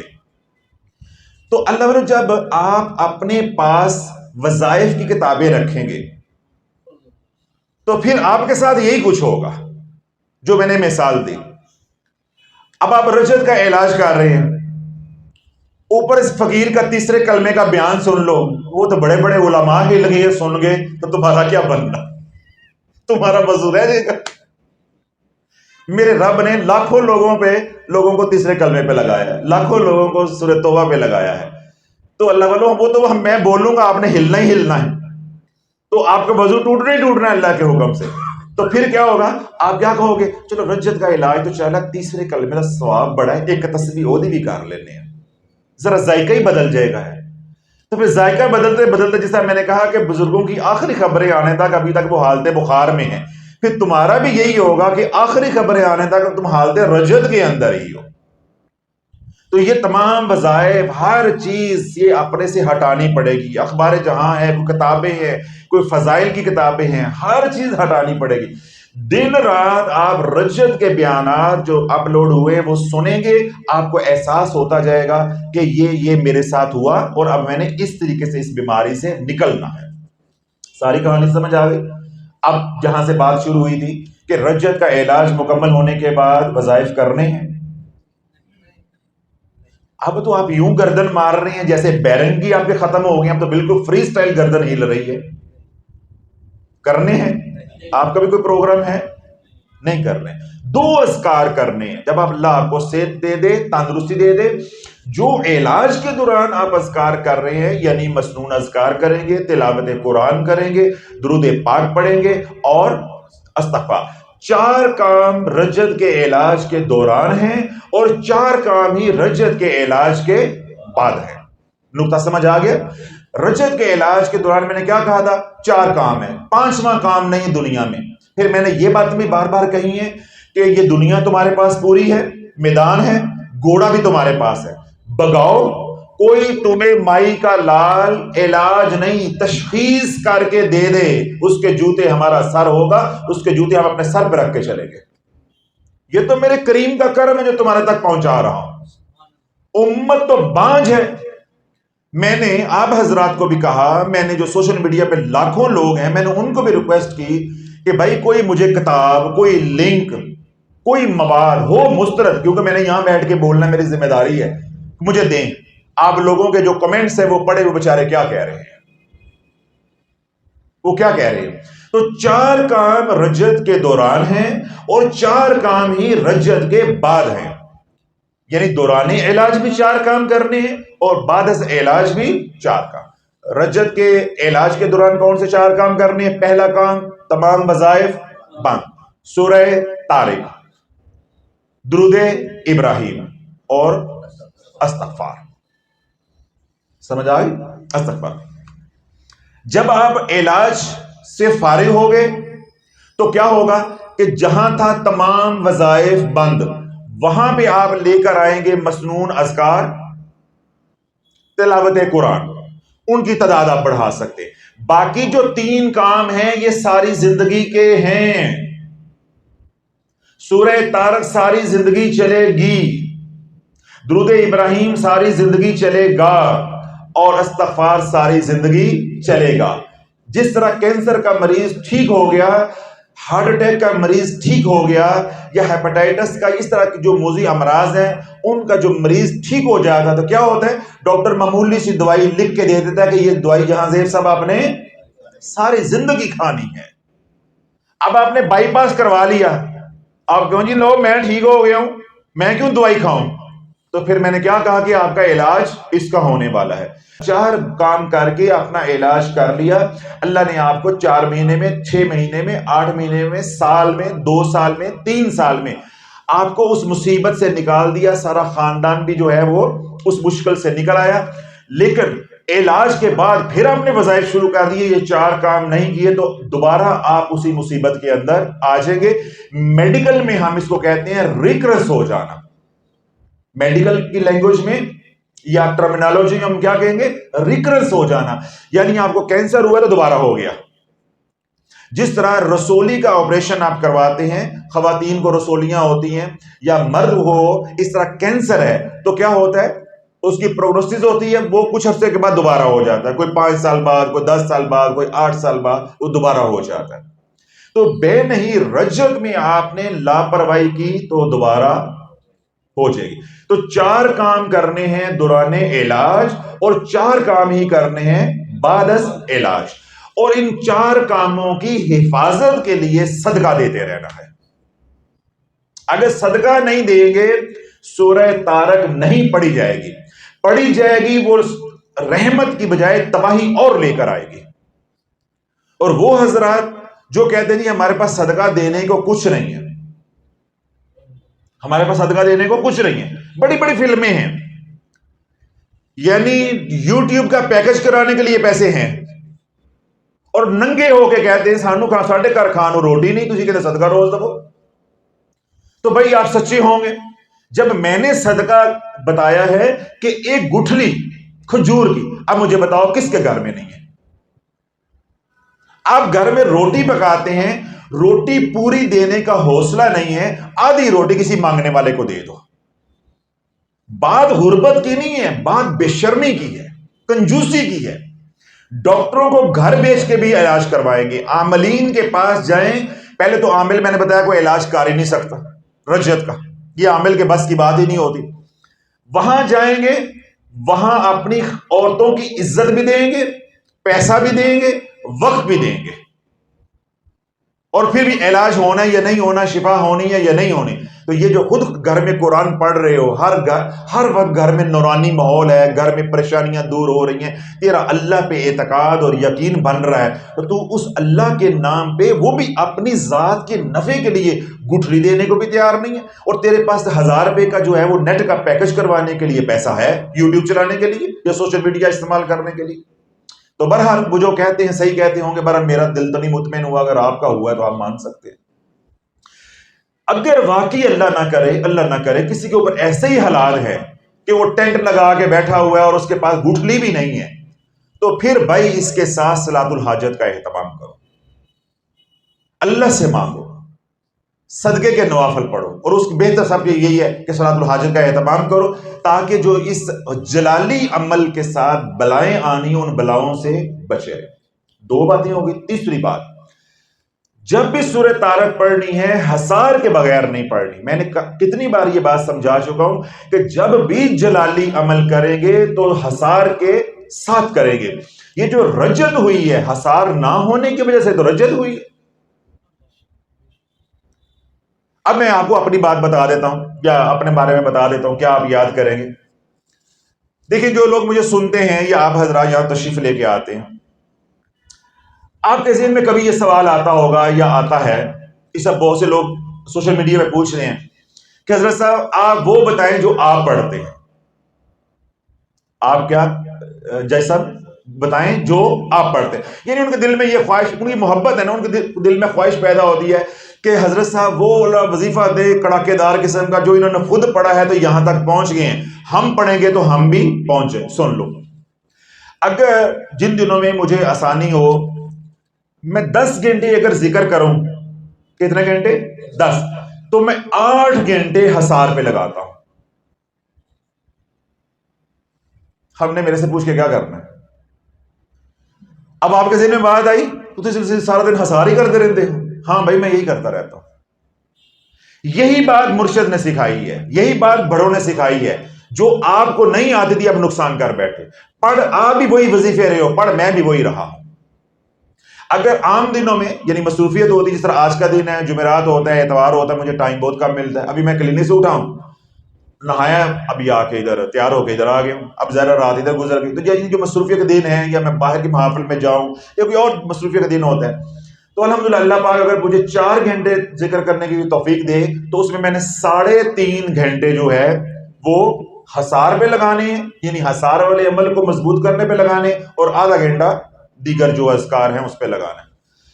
اللہ والو، اگر آپ کا حصار مضبوط ہے، آپ کے پاس کچھ بھی نہیں ہے، آپ کے پاس سب کچھ ہے. یہی تو روحانیت کا علم نہیں ہوتا. عاملین پھنستے ہیں، بڑے بڑے پیر، بڑے بڑے نام، کیا ہے؟ اب ان کی عمریں جب ڈھل رہی ہیں، وہ ایسی ایسی مصیبتوں کے اندر ہیں، اب انہوں نے ان کون کڈے جا کے، وہ اتنے کے مجبور ہیں کہ نہ وہ اپنا دکھ کسی کو بتا سکتے، نہ کسی معالج کے پاس جا سکتے ہیں. مریدوں کو پتا چلے گا وہ کیا کہیں گے، گھر والوں کو پتا چلے گا وہ کہیں گے لو پیر صاحب آپ علاج کروانے چل پڑے. تو ہمارے معاشرے میں یہ بڑا معیوب سمجھا جاتا ہے کہ اپنے سے چھوٹے کے پاس جانا. یہ تو اللہ کی عطا ہے، اللہ کسی بڑے کو یہ دے دے، کسی چھوٹے پہ یہ کرم جو ہے وہ کر دے. اب آپ یہ دیکھیں، میں آپ کو جو روحانیت میں حصار بتایا ہے اس کو مثالاً سمجھا دیتا ہوں تاکہ آپ کو سمجھ آ جائے. اگر میں 10 گھنٹے ذکر کرتا ہوں تو 8 گھنٹے حصار پہ کیوں لگاتا ہوں، میں آپ کو سمجھا دیتا ہوں. ہمارا یہ ملک ہے، ہم ترقی کرتے کرتے سنگاپور کے مقام پہ پہنچ جاتے ہیں. سمجھ آ گئی؟ یعنی بہت زیادہ ترقی کر جاتے ہیں. لیکن ہماری کویت کی طرح، جب ہم اسٹوڈنٹ تھے تو اس وقت کویت وار ہوئی تھی، گلف وار جس کو کہتے ہیں. اب دیکھیں کہ کویت کے اندر سب نعمتیں تھی، ترقی تھی، سڑکیں تھی، پلازے تھے، گاڑیاں تھی، ہر نعمت تھی، لیکن ان کا حصار نہیں تھا، ان کی فوج نہیں تھی، ان کا دفاع نہیں تھا. تو پھر حشر کیا ہوا تھا؟ عراق کا حشر کیا ہوا؟ افغانستان کا حشر کیا ہوا؟ مصر کا حشر کیا ہوا؟ الجزائر کا حشر کیا ہوا؟ مراکش کا حشر کیا ہوا؟ سوڈان کا حشر کیا ہوا؟ اور اب جو یہ ہمارے پیچھے لگے ہوئے ہیں وہ کیا کر رہے ہیں؟ وہ کیا کہتے ہیں؟ سندیں بند کر دو، سڑکیں بنانیاں بند کر دو. وہ کیا کہتے ہیں کہ ہمیں ایٹمی ہتھیار یا ایٹامک ایسڈز یا یہ جو پروگرام ہے اس کو بند کر دو، تاکہ ان کا حصار ٹوٹے گا تو پھر ہم اندر گھس جائیں گے. تو جس ملک کی جتنی بھی ترقی ہے، اکانومی کسی بھی مقام پہ ہے، لیکن اس کا حصار نہیں ہے، یعنی محکمہ دفاع جو ہے، ڈیفنس اس کا مضبوط نہیں، وہ کچھ بھی نہیں ہے. بالکل ہو بہو میں نے پچھلے بیان میں یہ بات سمجھائی تھی کہ جب تک آپ ظاہریت کو نہیں سمجھیں گے آپ روحانیت کو نہیں سمجھ سکتے. ہو بہو روحانیت کے دنیا میں ایسے ہے، آپ کو کھانے کو کچھ نہ ہو، جیسا شمالی کوریا ہے، وہ غریب سا ملک ہے، لیکن امریکہ بھی اس سے یرکد آئے. امریکہ بھی پتا ہے کہ یہ تو پہلے ہی مرے ہوئے ہیں، تو ان کو چھیڑا تو انہوں نے یوں کر دیا تو کام خراب ہو جانا بہت. اور اس کی جگہ پہ وہ ملک ہوتے جن کے میں نے نام لیے ہیں، تو کب سے وہ لقمہ اجل بن چکا ہوتا شمالی کوریا بھی. بین ہی روحانیت کی دنیا میں، عملیات کی دنیا میں آپ کا حصار اتنا مضبوط ہو، باقی کچھ بھی نہ ہو، باقی کچھ بھی نہ ہو، بس باقی آپ کا نماز روزہ ہو، تھوڑا وہ درود پاک پڑھ لیا، ایک تسبیح استغفار کی کر لی، قرآن پڑھ لیا، خلاص بہت ہے۔ حصار اتنا ہونا چاہیے کہ دن میں اگر آپ نے ایک نیکی بھی کی ہے تو کوئی اس نیکی کو چھین نہ سکے۔ آپ کا تقویٰ بڑھتا جائے گا، آپ کی نیکیاں بڑھتی جائیں گی۔ عوام الناس کا کیا ہوتا ہے کہ جب ان کی خوشی ملتی ہے 50 نفل، کوئی خوشی ملی داتا صاحب 4 دے گا، کوئی خوشی ملی اور کوئی نیکی کا کام کر لیا، تو گھر آ کے پھر وہ ناچ گانا کر لیا، یعنی ادھر کما گیا ہے، گھر آ کے برباد کر لیا۔ عوام میں اور اولیاء اللہ میں یہ فرق ہوتا ہے۔ ہم لوگ یہ سوچتے ہیں، یہ ہمارا یہ گمان ہوتا ہے کہ ولایت جو ہے وہ زیادہ عبادت سے ملتی ہے۔ نہیں اللہ والو، ولایت کا عبادت کے ساتھ ایک خاص تعلق نہیں ہے، ولایت کا تعلق گناہوں سے بچنے کے ساتھ ہے۔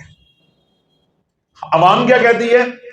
او بڑا ہی نمازی ہے، بڑا ہی ذکر اذکار کرنے والا ہے، تسبیحاں کرنے والا ہے، راتوں کو اٹھ کے یوں کرنے والا ہے، فلاں کرنے والا ہے۔ بھائی وہ ٹھیک ہے، لیکن ولایت کا اس کے ساتھ کوئی خاص تعلق، یا ولایت کا اس کے ساتھ اوپر کوئی انحصار نہیں ہے۔ ولایت کا انحصار ہے تو گناہوں سے باز آ جا، تو گناہوں سے باز آ جا۔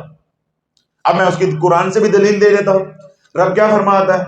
ان اللہ یحب التوابین، اللہ توبہ کرنے والوں سے محبت کرتا ہے۔ قال رسول اللہ صلی اللہ علیہ وسلم التائب حبیب اللہ، جو گناہوں سے توبہ کر گیا وہ اللہ کا حبیب بن گیا۔ کہیں نہیں ہے جس نے رات کو تہجد میں اتنے نفل پڑھے، یا اتنے من جو ہے وہ چاول بنا کے دیگ چڑھائی یا لنگر چلایا تو اللہ کا حبیب بن گیا۔ ان چیزوں کے اپنے فضائل ہیں، لیکن جب تک توبہ پھر توبہ پہ قائم نہیں ہے، یہ جتنے بھی اعمال کرو گے وہ برباد ہوتے جائیں گے، وہ برباد ہوتے جائیں گے۔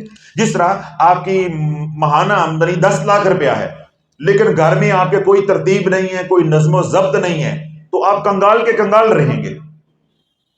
تو بے نہیں روحانیت کی دنیا میں اگر پیر کامل ہو، استاد کامل ہو، عامل ہے تو عامل کا استاد کامل ہو، جو بڑا عامل ہے جو اس کو سکھا رہا ہے، اگر وہ مخلص ہوگا، بندے کا پتر ہوگا، اور اس کو پتا ہوگا میں نے مرنا ہے، میں نے کملی والے کو منہ دکھانا ہے، تو وہ کیا کرے گا کہ اپنے شاگرد کو حصار پہ لگائے گا۔ اب رونا یہ ہے کہ جنہوں نے اس کام کو سکھانا انہیں خود نہیں آتا، اور دوسرا یہ ہے کہ میں ہی فرض کروں، میں کسی کو کہتا ہوں کہ تو حصار کر، وہ کہے گا میں انہیں سالہ دا جانا جدوں جانا کہ اتنے حصار کر، یہ تو مطلب دیکھو کوئی شے نہیں ہے۔ تو کہانی کہاں جا کے ختم ہوتی ہے کہ آج نہ کوئی دینے والا ملتا ہے تو نہ کوئی لینے والا، یعنی پورا نظام ہی جو ہے وہ ذوف کی طرف ہے۔ اگر کوئی دینا چاہتا ہے، اب جس طرح میں نے اپنا آپ کو بتا دیا، میں میرے رسول پہ میں بیٹھ کے جھوٹ بولنا آپ کے ساتھ، میں آپ کو بتا رہا ہوں کہ اللہ مجھے اگر 10 گھنٹے کی توفیق دیتا ذکر کی، تو میں 8 گھنٹے حصار کے عمل پہ لگاتا ہوں کہ حصار مضبوط سے مضبوط۔ کیوں؟ کہ میرے ساتھ الحمدللہ لاکھوں لوگ جڑے ہیں، جو کچھ میں بتا رہا ہوں وہ پڑھ رہے ہیں، ان کے ساتھ جتنی بھی شیطانیت ہے وہ ساری کی ساری کس کی دشمن بنتی جا رہی ہے؟ میری۔ تو اگر میرا حصار مضبوط نہیں ہوگا، وہ کیا کہیں گے؟ انہوں تو چھڑو نا یار، سورت تارک پڑھدا پیا ہے، انہوں پہلا پھڑو جنہیں انہوں دسے آئے، تو پہلے کس کو پکڑیں گے؟ مجھے پکڑیں گے۔ تو اگر میرا حصار مضبوط نہ ہو تو وہ میں عوامی سطح پہ اتنا بڑا عمل کروا سکتا ہوں۔ میں نے آیت الکرسی پڑھوائی، 12 کروڑ مرتبہ ہم نے آیت الکرسی الحمدللہ پڑھی، کوئی ایک بندہ کہہ دے کہ میرا آیت الکرسی کے دوران نقصان ہوا ہے، ہم اجڑے، آپ کسی کا ایک بال بھی بگا ہوا ہے، کوئی نقصان ہوا ہے، آج زندہ بیٹھا ہوں میرے سے نقصان لے، اپنے اوپر لیا سارا کچھ، ہمارا بہت کچھ اجڑا ہے، سمجھ آ؟ اور اسی طرح سورۃ توبہ پڑھا رہا ہوں، کوئی ایک بندہ کہہ دے مجھے سورۃ توبہ کے دوران نقصان ہو گیا، تیسرا کلمہ لوگ پڑھ رہے ہیں، کوئی ایک بندہ کہہ دے مجھے تیسرے کلمے کے دوران نقصان ہو گیا۔ ہاں اب یہ 3 اعمال ہیں، ان میں 2 تو چل رہے ہیں، یعنی تیسرا کلمہ چل رہا ہے اور سورۃ توبہ کی آخری 2 آیات چل رہی ہیں، آیت الکرسی بند ہو گئی ہے۔ اگر اپنے ماں باپ کے ہو نا، سگے ہو، وہ سب کیا کہتے ہیں، یہ تو اپنے پیو دا ہے، تو آیت الکرسی پڑھ کے دکھا، پڑھ کے دکھا۔ پھر میں کیا کہتا ہوں کہ تیرے بدن کے اوپر لنگوٹ رہ جائے گا صرف، اور لنگوٹ پہ بھی 3 ٹانکے ہوں گے۔ آیت الکرسی ایسے تجھے اجاڑ کے رکھ دے۔ لو انزلنا هذا القرآن على جبل لرأيته خاشعا متصدعا من خشية الله وتلك الامثال نضربها للناس لعلهم يتفکرون۔ ہم قرآن اگر پہاڑوں پہ اتارتے تو پہاڑ بھی خشیت الہی سے تھر تھر کانپتے اور عین ممکن تھا وہ پھٹ جاتے۔ اللہ بولو یہ قرآن ہے۔ جب تک پیچھے آپ کے مرشد، آپ کے ہادی کا ہاتھ نہیں ہوگا، حضور علیہ الصلوۃ والسلام کی خاص توجہ نہیں ہوگی، آپ اپنی ذات کے لیے نہیں کر سکتے، لاکھوں لوگوں کو لے کے آپ قافلہ بنا کے کیسے چل سکتے؟ تو یہ میرا کمال نہیں ہے، یعنی اگر آپ میرے بات سے یہ تاثر ابھرے کہ میں نے کروایا نہیں، میں نے نہیں کروایا، میرے اللہ نے کروایا، اور حضور علیہ الصلوۃ والسلام کے در کے ذریعے کروایا۔ ان کی امت ہے، ان کو نفع ہوا۔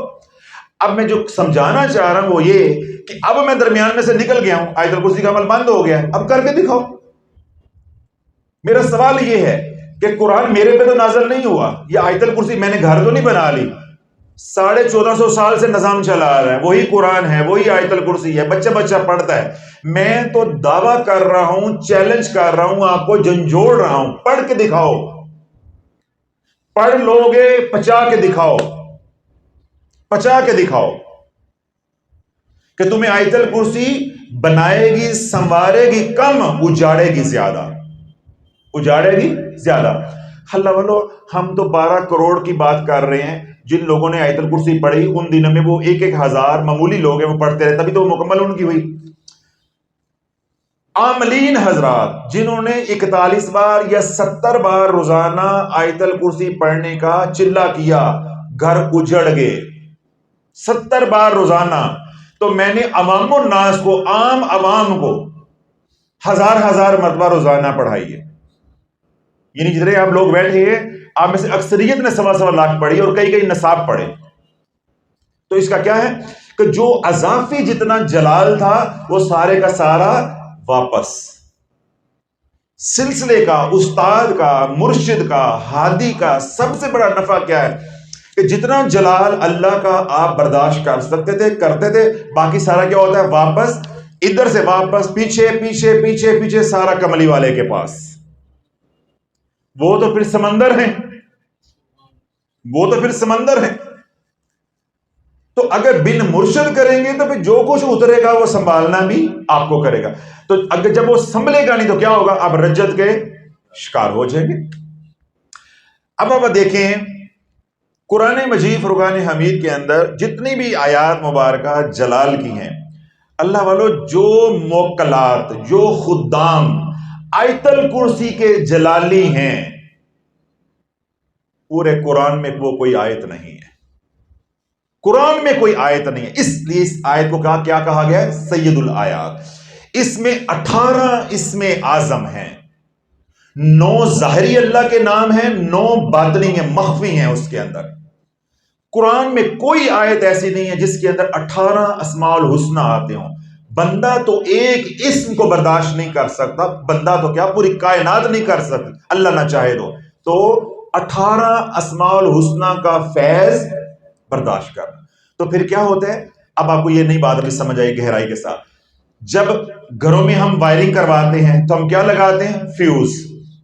اب چھوٹی سی بھی مشین لیں گے، گھروں میں چلانے والا گرائنڈر بھی لیں گے تو اس کے اندر بھی فیوز لگا ہوتا ہے، تاکہ پیچھے سے پاور زیادہ آئے تو فیوز اڑ جاتا ہے، مشین بچ جاتی ہے۔ سمجھ آئے؟ ایسے ہی جو شیخ ہے وہ آپ کے اور اللہ کے درمیان، یا آپ کے اور حضور علیہ الصلوۃ والسلام کے درمیان میں فیوز کا کام کرتا ہے، یعنی وہ اپنے اوپر لے گا، خود وہ مر جائے گا، تجھے جو ہے وہ کچھ نہیں ہونے دے گا۔ جس طرح ماں ہے وہ خود مر جائے گی، اپنے بچے کو کچھ نہیں ہونے دے گی۔ ماں باپ ہے وہ جو مصیبت ہوتی ہے اپنے اوپر لے لیتے ہیں۔ ماں بھوکھی بھی رہے گی لیکن وہ کیا کہے گی، میرا بیٹا یا میری بیٹی جو ہے اولاد میری ہے وہ روٹی کھا کے سوئے۔ تو شیخ کا درمیان میں ہونا اس لیے ضروری ہے۔ تو جن نصیب نہیں ہوتا، یعنی شیخ کامل نہیں ہوتا یا استاد کامل نہیں ہوتا، تو پھر کیا ہوتا ہے، ان کا دفاع مضبوط نہیں ہوتا. جب دفاع مضبوط نہیں ہوتا تو وہ رجت کا شکار ہو جاتے. تو میں نے کیا بات کہی کہ آپ کے پاس سب کچھ ہے لیکن آپ کا حصار نہیں تو آپ کے پاس کچھ نہیں ہے. تو یہ جو 4 کام رجت کے دوران کرنے ہیں وہ کیا ہے؟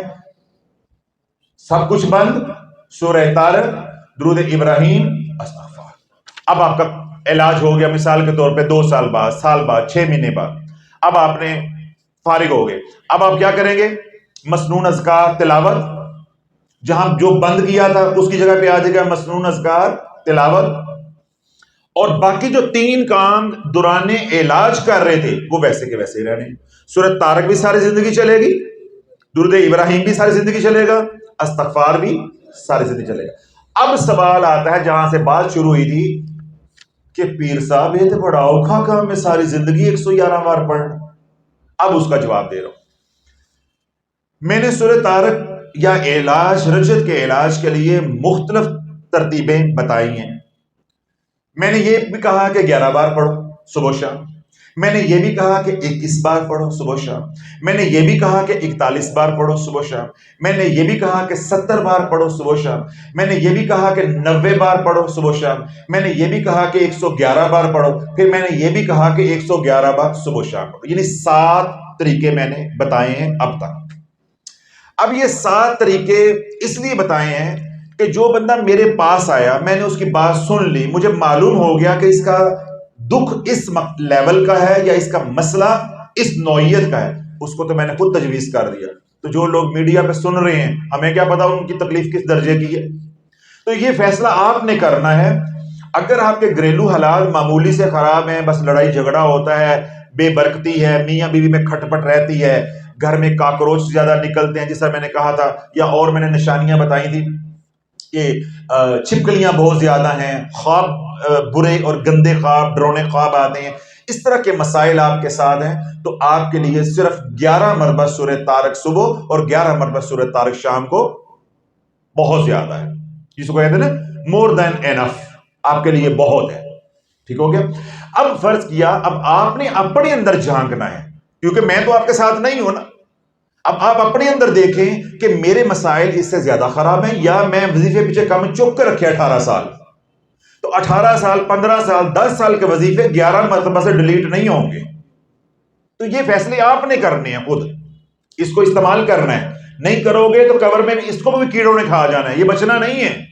یہ جو بچا کے آپ نے رکھا ہوا ہے کہ بھائی اس کو استعمال نہیں کرنا، اس کو استعمال کرو. جیسے سارا بدن کیڑوں نے کھا جانا ہے، یہ بھی کیڑے ہی کھانے ہیں. اس کو استعمال کرو، اس سے نفع اٹھاؤ.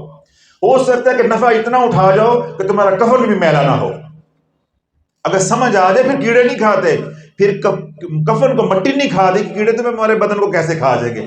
جب یہ استعمال نہیں کرو گے نا تو جب بدن سارا کیڑے کھا جائیں گے تو یہ پیجا بھی جو ہے نا یہ کیڑوں نہیں کھانا ہے. تو اس کو استعمال کرو، اس کے مطابق اپنی تشخیص کر کے بیانات سن کے تو اپنی جو دوائی ہے اس کو مقرر کرو، وظیفے کی تعداد مقرر کرو کہ میں نے میرے گھر کے معاملات ایسے ہیں، میں نے 11 بار پڑھنا ہے یا 21 بار پڑھنا ہے. ٹھیک ہے؟ اگر مسئلہ اس سے زیادہ گمبھیر ہے تو کتنا ہو جائے گا؟ 41 بار، 70 بار، 90 بار اور 111 بار. اور اگر بہت ہی آگ لگی ہوئی ہے تو 111 بار صبح شام. اب آپ یہ دیکھیں، یہ میں نے ساری باتیں کھول دی. اب میں تھوڑا سا اس کے ساتھ آپ کو اور ایک مشورہ دے دیتا ہوں. میرا مشورہ یہ ہے کہ جو لوگ علاج کر رہے ہیں، جنہوں نے جو تعداد پڑھنا شروع کر دی ہوئی ہے، وہ چھیڑخانی نہیں کریں گے. جو اب بیانات سننے ہیں یا آج بیان سن کے یا آپ حضرات میں جو چاہتے ہیں علاج کرنا تو وہ کیا کریں. میرا مشورہ یہ ہے کہ آپ صرف 11 بار سے شروع کریں. جہاں زیب صاحب موتی دینے لگا ہوں. کیا دینے لگا ہوں؟ موتی. خیال کرنا نہ تو سنبھلتا ہے کہ کوئی دے دے تو جس کے پاس جاتا ہے کوئی چھین کے لے جاتا ہے. اب موتی دینے لگا توجہ رکھنا. میں نے کیوں کہا کہ 11 بار شروع کرنا؟ کہاں سے شروع کریں گے اپنا علاج؟ 11 مرتبہ سے. ایک ہفتہ 11 مرتبہ پڑھیں اور اپنے حالات پہ توجہ کریں. کیا ہے؟ بہتری آئی ہے؟ کچھ تھوڑی بہت بہتری آئی ہے؟ اگلے ہفتے میں 21 بار کر دیں. اگلے ہفتے میں 21 بار. پھر حالات پہ نظر ڈالیں ہفتے کے بعد کہ کچھ معاملات بہتر ہوئے ہیں، اس سے اگلے ہفتے میں 41 بار کر دیں. اب یہاں سے بات روک کے دوبارہ پیچھے آئیں. یہ میں نے آپ کو ٹرک کیوں سکھایا ہے کہ ساری زندگی کھپائی ہے، ساری زندگی کھپائی ہے۔ آپ نے 11 مرتبہ سے جب شروع کیا، جب آپ کا نظام جنات کے ساتھ ٹکرایا اور آپ نے اتنی طاقت کے ساتھ، خلوص کے ساتھ، محبت کے ساتھ، اخلاص کے ساتھ پڑھا، انہوں نے اپنی پہ گئی، تو تمہیں کیا ضرورت پڑی ہوئی اپنے ہاتھ جلانے کی؟ جب تمہارا کام 11 مرتبہ میں اللہ نے بنا دیا تو تمہیں کیا ضرورت پڑی 111 تک جانے کی؟ ایک بات۔ دوسرا اس کے اندر جو ٹرک ہے، جو راز ہے، جو میں نے کہا تو میں آپ کو موتی دے رہا ہوں، وہ یہ، جب آپ 11 بار پڑھو گے، آپ کے پاس پیچھے اسلحہ پڑا ہوا ہے، ڈپو بھرا ہوا ہے 111 مرتبہ تک کا، آپ کو ہلا شیری ہوگی، انرجی ہوگی آپ کے اندر کہ آؤ، اگر تمہارے پیچھے ابلیس ہے تو میرے پیچھے کملی والا ہے، آؤ اب شیر ہو کے میدان میں لڑو گے۔ تو اگر آپ نے 111 پڑھا، وہ سامنے آ گئے تو پھر کتنے چھپو گے؟ اب آپ کے اندر ہمت نہیں ہے۔ آج کے دور میں 111 مرتبہ سورہ طارق صبح، 111 مرتبہ سورہ طارق شام کو پچائی نہیں جا سکتی۔ وہ بندہ پڑھنے والا بھی پاگل ہو سکتا ہے، اس کے دماغ میں خشکی ہو جائے گی۔ یہ سورہ جلالی ہے۔ تو ہم نے اگر آغاز ہی پیر چک دے 7واں گیر، تو اللہ بولو یہ لڑنے کا طریقہ نہیں ہوتا۔ آپ ریس کو دیکھو، میں کتنی بار دیکھیں، بار بار آپ کو ادھر لے کر آتا ہوں کہ ظاہریت کو سمجھو۔ آپ ریس میں ہوتا ہے، ریس کا اصول کیا ہوتا ہے کہ پہلے 2 چکروں کے اندر آہستہ آہستہ، تیسرے میں اور سپیڈ، چوتھے میں اور، تو 7ویں چکر تک کم چک کے رکھو، جتنی انرجی ہے ساری لگا دو، ڈو اینڈ ڈائی۔ پھر اللہ جس کو فتح دے، آپ دوسرے نمبر پہ آئیں یا ہار جائیں یا پہلے نمبر پہ آئیں۔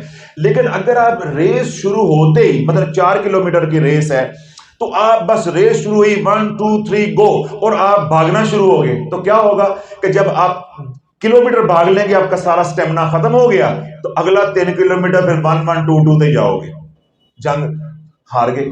اگر ہم نے 111 مرتبہ کر کے پوری شیطانیت کو للکار دیا کہ اتنا بڑا عامل کون آ گیا، انہوں نے کیا کر دیا؟ فوجیں لگا دی، اپنی فوجیں لگا دی، بات ان کے ہاں اوپر تک، بڑوں تک چلی گئی، جنگ آپ نے لے لی اتنی بڑی۔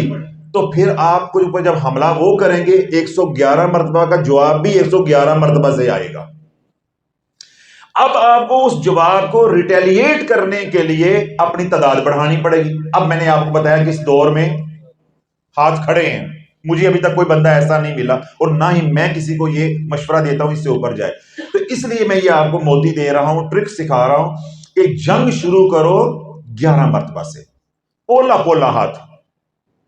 ہو سکتا درمیان میں کوئی صلح صفائی ڈر ڈروا کے 2 4 گالیاں شالیاں نکال کے دمکا کے کام رفع دفع ہو جائے، اللہ ہمیں نکال دے اس مصیبت کے اندر سے۔ تو پھر کیا کرو؟ اگر نہیں باز آئے، کام تھوڑا بہت بہتر ہوا ہے، 21 بار کر دو۔ ان کے اوپر ایک ہوا رہے گا کہ ہم اس کو اگر اٹیک کرتے ہیں، یہ اتنی زیادہ طاقت سے ہمیں ریٹیلیٹ کرتا ہے، پسپا کرتا ہے ہمارے حملے کو۔ تو اللہ والو آپ کا حوصلہ بھی بڑھتا جائے گا، اور آپ کو آسرا ہوگا ابھی 111 بہت دور ہے۔ انشاءاللہ اگر میرے اللہ نے 11 بار پڑھنے پہ اتنا کرم کر دیا ہے، تو ماشاءاللہ 111 پہ میں پھٹے چکنا کا پڑھ کے تو آپ انرجیٹک رہو گے۔ تو پھر کیا ہے، اگر آپ کے معاملات کچھ اور بہتر ہو گئے ہیں، پھر آپ 41 پہ لے جائیں۔ پھر آپ کہتے ہیں نہیں 50% میرے معاملات ٹھیک ہوئے ہیں، 50 ابھی نہیں ہے۔ پھر اس کے اندر ایک اور ٹرک ہے۔ آپ نے پہلا ہفتہ کتنے پڑھا یاسین صاحب؟ 11 بار۔ اگلے ہفتے میں 21 بار، اس سے اگلے ہفتے میں 41 بار۔ 41 پہ روک دو، 41 پہ کیا کرو؟ روک دو۔ اب روکو گے تو کیا ہوگا؟ تو بدو جنگ ہوگی، تو بدو جنگ ہوگی۔ اب ہفتہ، 2 ہفتے، 3 ہفتے 41 پہ رکے رہو، دیکھو یہ کیا کرتے ہیں۔ آپ کے حالات بدلتے ہیں، بندش کھلتی ہے، رجت ٹوٹتی ہے، مسائل حل ہوتے ہیں۔ اگر تو بہتری آ رہی ہے، بس اپنا پیر جو ہے نا، کسی کو کہنا ہے کلچ دبا کر، پاؤں نہیں ہٹانا۔ اب آپ ان کو لڑو، اس کے ساتھ 41 کے ساتھ ہی لڑو، اپنا بقیہ اپنی انرجی بچا کے رکھو۔ وہ درود پاک پہ لگاؤ، استغفار پہ لگاؤ، اپنا آرام کرو، ریسٹ کرو، اس پہ لگاؤ، اس کو بچا کے رکھو۔ اب 3 ہفتے لڑنے کے بعد آپ سمجھتے ہیں کہ جو حالات آج سے 3 ہفتے پہلے تھے وہی ہیں، یعنی ہم سینگ پھنسا کے کھڑے ہیں، نہ وہ ہار مان رہے نہ میں ہار مان. اب اس میں کیا کرنا پڑے گا؟ تعداد بڑھائیں گے. اب آپ ایک دم گیٹ ڈالیں تو لے کے جائیں اس کو 70 کے اوپر. وہ جو آپ کو جمود کی کیفیت پیدا ہوئی تھی وہ ٹوٹ جائے گی، وہ ایک دم جو ہے وہ لیٹ ڈاؤن کر جائیں گے، ہار جائیں گے، آپ اس کا حاویہ ہو جائیں گے. اب آپ 70 پہ پھر دوبارہ رک جائیں. سمجھ آ گئی؟ 2 ہفتے 3 ہفتے 4 ہفتے 70 پہ رکے رہے. اور اگر 70 پہ رک کے 4 ہفتے 5 ہفتے 6 ہفتے 7 ہفتے اب 70 پہ رکے رہتے ہیں اور ہلکے ہلکے حالات بہتر ہو رہے ہیں، آپ کو معلوم ہو رہا ہے اپنے کاروبار کا، اپنی صحت کا، اپنے بچوں کے حوالے سے نشانیاں مل رہی ہیں کہ معاملات بہتری طرف جا رہے ہیں، پھر مزید پڑھنے کی ضرورت نہیں، پھر وہیں پہ رک جائیں. پھر کیا کرنا ہے؟ وہیں پہ رک جانا ہے. اب آپ کے پاس پیچھے کیا رہ گیا؟ ابھی 90 ہے، ابھی 111 ہے، پھر 111 2 ٹائم ہے، ابھی آپ کے پاس بڑا اسلحہ پڑا ہوا ہے. تو آپ کیا ہوں گے؟ اس جنگ کو وہیں روکیں گے. اور اگر حالات بہتر ہوتے جاتے ہیں تو پھر بالکل نہیں بڑھانا، پھر ہم نے یہی رہنا. اب یہاں بات ختم ہو. مثال کے طور پہ آپ کے حالات بہتر ہوئے، کچھ نہ ہوئے، لیکن آپ جنگ بڑھا کے لے گئے 111 کے اوپر، پھر آپ لے گئے 111 صبح شام کے اوپر. اب میں نے آپ کو کھل کے بتا دیا اس دور میں 222 سے اوپر پڑھنے والا بندہ نہیں ہے اور نہ پڑھنی چاہیے. یہ بھی میں بار بار کہہ رہا ہوں، نہ پڑھنی چاہیے. دیکھیں میں اس لیے بات روک رہا ہوں، اگر میں کسی کو خود پڑھوا رہا ہوں میرے سامنے ہو تو میں اس کو 1000 مرتبہ روزانہ بھی پڑھوا سکتا ہوں. تو یہ بیان ان لوگوں نے بھی سننا ہے، ان لوگوں نے بھی اپنا علاج کرنا ہے کہ جن کا میں مرشد نہیں ہوں. سمجھ آئی بات؟ جن کے گلے میں پٹا نہیں ہے، تو جس کے گلے میں پٹا نہ ہو تو وہ تو بے وقت ہوتا ہے، شیاطین تو اچک لیتے ہیں اس کو فوراً. تو اس لیے میں روک رہا ہوں. تو اب ہم فرض کیا کوئی بندہ سن کے علاج اپنا کرتا ہے، وہ 11 21 41 70 90 اور 111، پھر 111 صبح شام، یعنی آخری بم بھی اس نے چلا دیا ہے. اب وہ وہاں جا کر رک گیا اور اللہ نے اس کو شفا دے دی، یعنی اس کے معاملہ بہتر ہو گیا. مثال کے طور پہ یہ ساری جنگ 6 مہینے چلتی رہی، 6 مہینے جا کے افاقہ ہوا ہے. جب اللہ والو آپ یہ سمجھیں، آپ کے اندر سے یہ آواز آئے، آپ کی تسلی ہو جائے کہ میں اب جنگ جیت گیا ہوں، رجت ٹوٹ گئی ہے، میری بیٹیوں کے رشتے ہو گئے ہیں، یا بچوں کے کاروبار رکے ہوئے تھے، یا گھر میں بیماریاں تھی، لڑائیاں تھی، وغیرہ وغیرہ، یہ مسائل اب کافی حد تک حل ہو گئے. اب وہی سوال کہ وظیفہ بند کرنا ہے، اب واپس آنا ہے. اب یہ میں آپ کو لے کر گیا ہوں اوپر، اب واپس کیسے آنا ہے؟ اب اللہ بولو یہ نہیں ہے کہ آج یہ بات آپ نے کہی تو وہ کسی کا نا چھلانگے مار دیا واپس آ گئے. واپس آئے تو وہ ہوگی جس کو ہم کہتے ہیں کتے والی ہونا. وہ پھر ایسے آپ سے چن چن کے بدلے لیں گے. یہ جنگ کے اصول میں آپ کو سکھا رہا ہوں. میں بار بار کہتا ہوں جب تک آپ ظاہر کو نہیں سمجھو گے اس وقت تک آپ باطن کو نہیں سمجھتے. کوئی بھی بندہ جو فوج سے متعلق ہے وہ اگر میرا یہ بیان سنے گا تو وہ وہیں اپنے گھر بیٹھے بھی مجھے سلوٹ کرے گا کہ جنگ میں حملہ کرنا، جنگ میں آگے فتح کرنا، علاقہ جو ہے وہ فتح کرنا، وہ اتنا مشکل نہیں ہوتا جتنا جنگ میں آگے جا کے واپس آنا مشکل ہوتا ہے. واپسی انتہائی خطرناک ہوتی ہے. کیوں؟ جب آپ واپس آ رہے ہوتے ہیں تو آپ اپنے تمام ہتھیار، اپنے اوزار، ہر معاملہ اپنا وائنڈ اپ کر کے آ رہے ہوتے ہیں.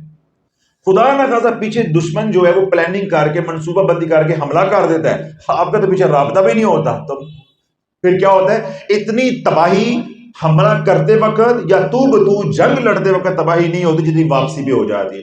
اور اکثر اوقات عاملین یا معالج پھنستے ہیں جب وہ عمل کو وائنڈ اپ کر رہے ہوتے ہیں. شیطان اس طاق میں رہتا ہے جب یہ تعداد کم کرے گا، ہمارے لیول پہ آئے گا تو ہم دوبارہ اٹیک کر دیں گے، اور یہ ہمارا حملہ جو ہے وہ برداشت نہیں کرے گا. اب آپ نے کیا کرنا ہے کہ جب آپ کا علاج ہو گیا اور آپ صحت یاب ہو گئے، آپ کے مسائل اللہ پاک نے اپنی رحمت سے جو ہے وہ حل کر دیے اور اب آپ مطمئن ہیں کہ میں بہتر ہو گیا. اب آپ تعداد کہاں پہ لے گئے ہوئے ہیں؟ 111 پہ. اب آپ 3 ہفتے، کتنے ہفتے؟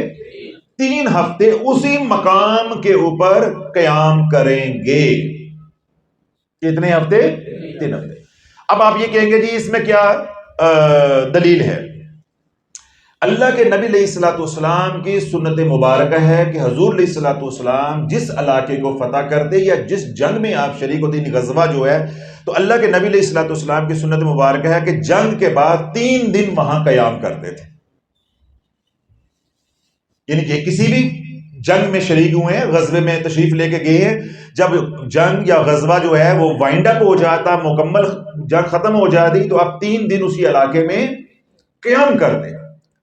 اس کے اندر اللہ والو بڑی حکمتیں ہیں، لیکن ہم نے کیونکہ حضور کی زندگی نہیں پڑھی، اسی تے کوئی سیکھیا کافر، مشرک، وہابی، دیوبندی، تو بریلوی، تو فلانا فلانا، ہم نے تو نبی کی زندگی کی روح کو سمجھا ہی نہیں۔ تو 3 دن وہاں قیام کرتے تھے۔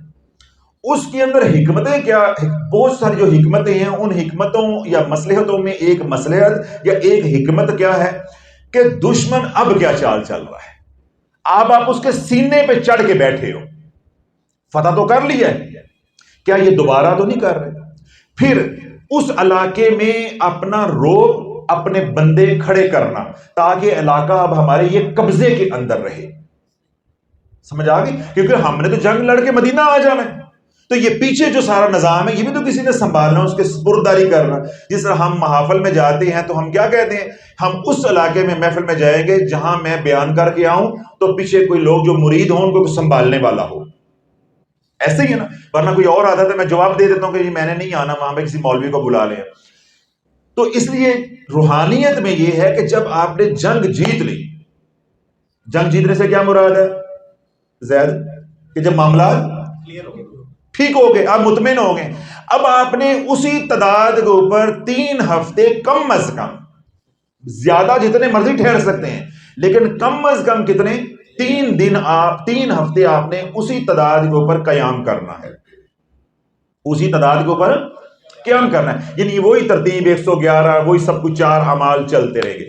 3 ہفتے کے دوران آپ کی تسلی ہوتی ہے کہ بھائی انہوں نے چھپ کے کوئی وار نہیں کیا، میں محفوظ ہوں۔ اب آپ جس طرح نیچے سے اوپر گئے ہیں ویسے ہی آپ نے واپس آنا ہے۔ میں آپ کو ایک سادہ اصول بتاتا ہوں، اگر آپ گاڑی چلاتے ہیں، کبھی بھی آپ تنگ جگہ پہ، جیسا یہ آپ کو بھی سکھا رہا ہوں کیونکہ آپ کا جسم موٹا ہے نا، تو آپ کو یہ زیادہ میری بتائی ہوئی بات نفع دے گی انشاءاللہ۔ کسی تنگ جگہ پہ آپ گاڑی پارک کر لیتے ہیں، رش والی جگہ پہ، اب آپ نے گاڑی نکالنی ہے، اس کا آسان اصول یہ ہے، سلف مارے، گاڑی سٹارٹ ہوگی، سٹیئرنگ نہیں چھیڑنا۔ کیا کرنا؟ سٹیئرنگ نہیں چھیڑنا۔ ہم غلطی کیا کر بیٹھتے ہیں کہ جب ہم گاڑی پارک کر لی، اب ہم نے نکالنی ہے تو گاڑی کا سٹیئرنگ پہلے سیدھا کر دیتے ہیں، یعنی اس کے ویل بالکل سیدھے کر دیتے ہیں، پھر سانوں پیچھوں نہیں پتا چلتا کہ کٹنی کیڑے پاسے ہوئے، کیونکہ جگہ تو تنگ ہے، رش والی جگہ ہے، شام کا وقت ہے۔ تو اس کا اصول یہ ہوتا ہے کہ جن ٹیڑھے ویلوں کے اوپر جس طرح کٹ کر کے آپ نے گاڑی کو یوں لا کر پار کیا تھا، اسی پہ گاڑی کھڑی چھوڑ کے اس کے ویل سیدھے نہیں کریں، یعنی سٹیئرنگ گھما کے جب گاڑی کا سوئچ آف کیا نہیں کرنے، اس کو چھیڑنا نہیں۔ ایسے جب گاڑی اب دوبارہ نکالنے لگے ہیں، سٹارٹ کریں، جدھر سے سٹیئرنگ گھوم کے گھوما تھا ایسے ہی ہلکا ہلکا ہلکا پیچھے ساتھ ریورس کرتے جائیں، سٹیئرنگ کو سیدھا کرتے جائیں۔ جس ٹریک پہ گاڑی اندر آئی تھی انہی پہیوں کے اوپر گاڑی واپس جائے گی۔ تنگ گلیاں ہوتی ہیں، تنگ جگہ ہوتے ہیں، وہاں یہ نکالنے کا اصول ہوتا ہے گاڑی کا۔ ایسے ہی اگر آپ روحانیت ہے تو روحانیت سے تنگ کوئی جگہ نہیں ہے، اگر وسعت ہوتے سے زیادہ کوئی وسعت والی جگہ نہیں ہے۔ تو اس میں کیا ہے کہ جیسے آپ اوپر گئے ہیں ایسے ہی آپ نے نیچے آنا ہے۔ یہ نہیں آپ نے کرنا کہ آج 111 تے جناب ہی جنگ جیت گئے ہیں تے خیرات کر دیتی ہے تو ہون صرف 11۔ تو جو لوگ سننے والے ہیں سوشل میڈیا پہ وہ اسی امید میں بیٹھے ہوئے ہیں حضرت صاحب کی طرف سے خوشخبری آنے والی ہے، بس علاج مکمل، صرف اونلی 11 ٹائمز 11۔ اب آپ نے کیا کرنا ہے؟ مثال کے طور پہ ہم جنگ کو کس درجے پہ لے گئے ہوئے ہیں؟ 111 پہ۔ تو ہم کیا کریں گے؟ 111 صبح شام ہے، اب ہم صبح کی بند کر دیں گے یا شام کی بند کر دیں گے، صرف 111۔ ایک ہفتہ 2 ہفتے ہم 111 پہ رہیں گے، پھر ہم آئیں گے 90 پہ، پھر ہفتہ 2 ہفتے 3 ہفتے 90 پہ رہیں گے، پھر ہم آئیں گے 70 پہ، 70 پہ 2-3 ہفتے رہیں گے، پھر ہم آئیں گے 41 پہ، 41 پہ 2-3 ہفتے رہیں گے، پھر ہم آئیں گے 21 پہ، 21 پہ 2 3 4 5 6 ہفتے اس پہ زیادہ ٹائم رکنا ہے تاکہ دوبارہ نہ ہمیں اوپر جانا پڑ جائے خدا نخواستہ. تو اس پہ زیادہ ٹائم رکے رہے، مہینہ 2 مہینے رکے رہے. اس کے بعد اگر آپ کہتے ہیں نہیں اب خیر ہے تو پھر آپ 11 پہ آ جائیں گے. کہ 11 مرتبہ ساری زندگی پڑھنا ہے صبح و شام. جب تک 11 مرتبہ صبح و شام نہیں پڑھیں گے، اس جنگ کے دوران اللہ والو رجت کو توڑنے کے دوران 1 نہیں 2 نہیں 3 نہیں 1000 نہیں لاکھ نہیں کروڑ نہیں کروڑوں جنات آپ کے ہاتھوں سے مریں گے. جیسا آنکھیں کھلی ہیں تسی ایک قتل تے پھانسی لا دیں دے. ہم کروڑوں کی بات کر رہے ہیں کہ اس رجت کو توڑنے کے دوران سورہ طارق کی 2 دھاری تلوار کے ساتھ ایک جن نہیں آپ کے ہاتھ سے مرے گا، ایک کافر آپ کے ہاتھ سے نہیں مرے گا، ایک شیطان آپ کے ہاتھ سے نہیں مرے گا. اللہ جب آپ کو فتح مبین عطا فرمائے گا، لاکھوں نہیں کروڑوں جنات آپ کے ہاتھ سے مریں گے. پھر یہ رستے کھلیں گے عزت کے، وقار کے، کاروبار کے، صحت کے. یہ رستے کھلیں گے جو ہمارے غلط وظائف سے انہوں نے بند کر دیے، جو اللہ نے ان کو طاقت دی تھی، تصرف دیا تھا، آپ کے اوپر آزمائش تھی. تو اب آپ تھوڑا سا تصور کریں جو ہمیں جس نقطے پہ آپ کو لے کر آیا ہوں. جنہ دے تسی کروڑا مارے نے، جہاں سے صاحب پریشان ہو گئے، زیادہ پریشان ہو گیا نا، یہ تو کام بہت خراب ہو گیا. جن کے کروڑوں آپ نے مارے ہیں انہوں نے ٹھنڈ پے گی، وہ آپ کے طاق میں رہیں گے. کسی وقت یہ عامل 11 مرتبہ پڑھنی چھوڑے، اس کا حصار جو محنت کر کر کے 1.5 سال میں بن گیا ہے، اب یہ ہمارے سے ٹوٹ نہیں رہا. کیوں؟ یہ حصار جلالی ہے، وہ قریب بھی آتے ہیں جلتے ہیں.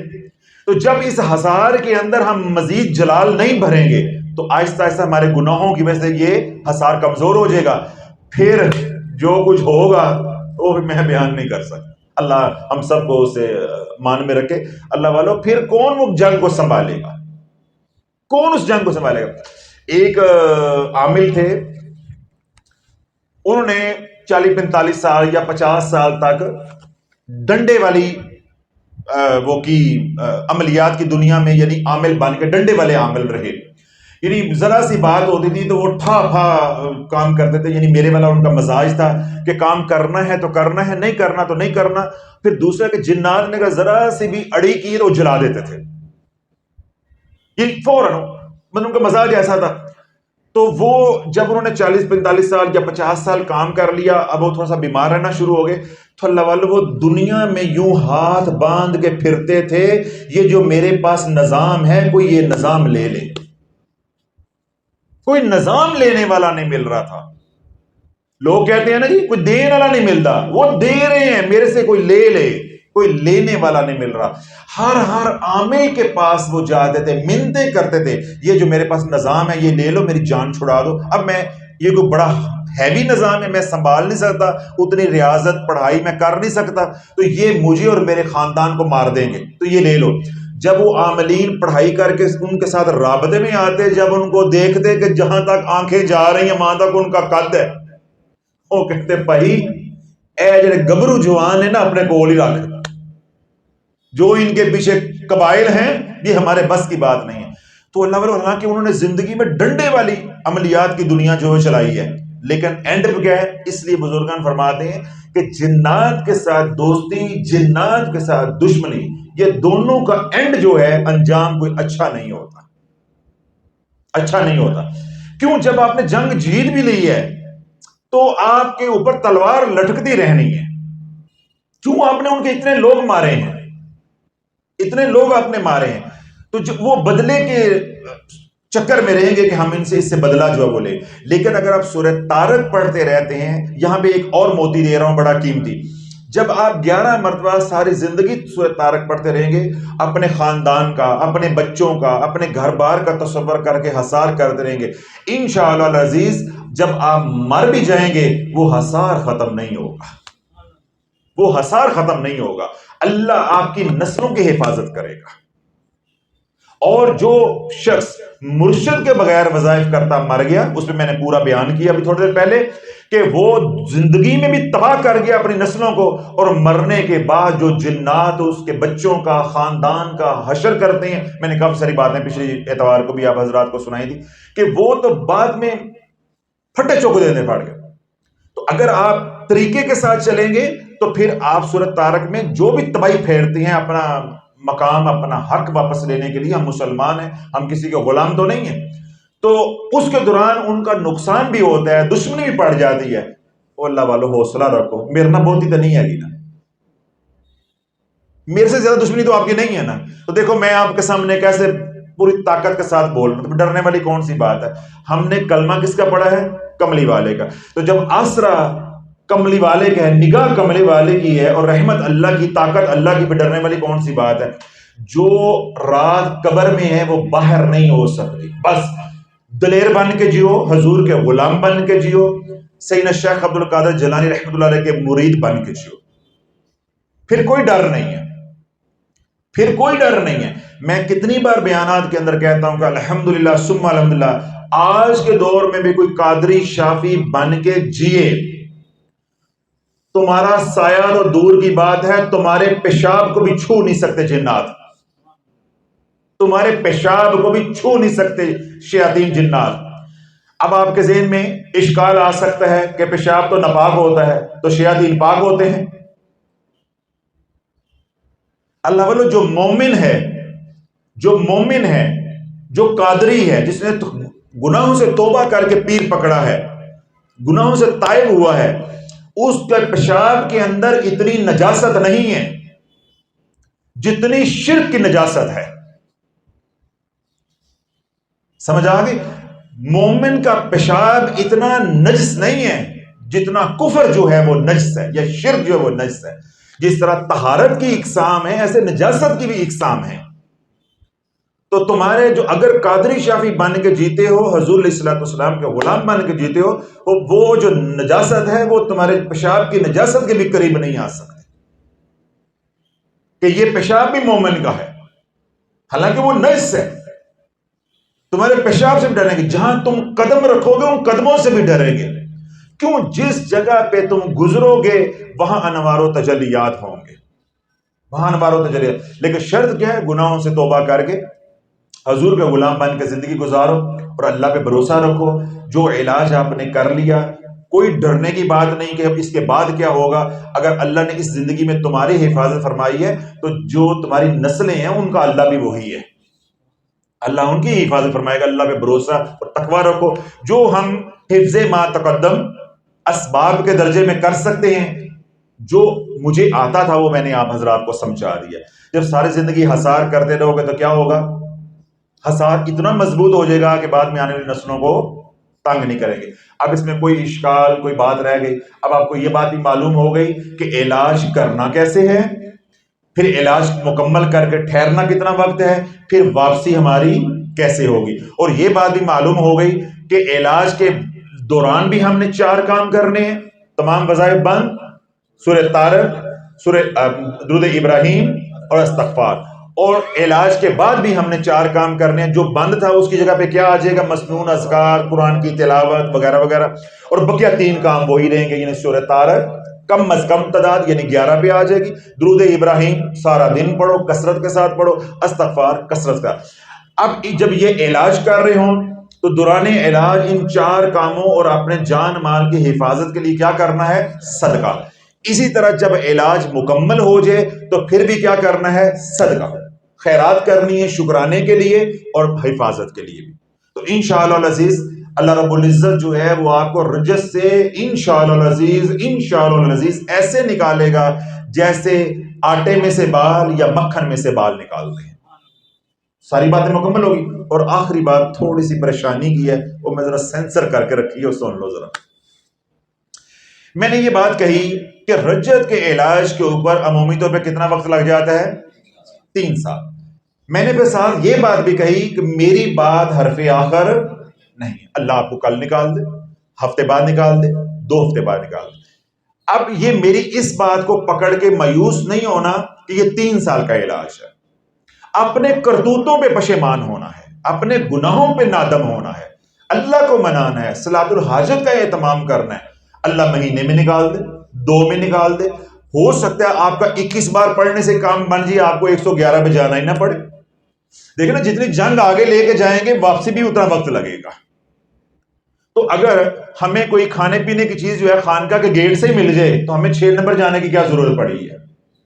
سمجھ آئی بات؟ تو یہ ساری باتیں ہوتی ہیں مقدروں کے اوپر، اللہ کی رحمت پہ ان کا انحصار ہوتا ہے، ان کے لیے کوئی اصول و ضوابط نہیں ہوتے۔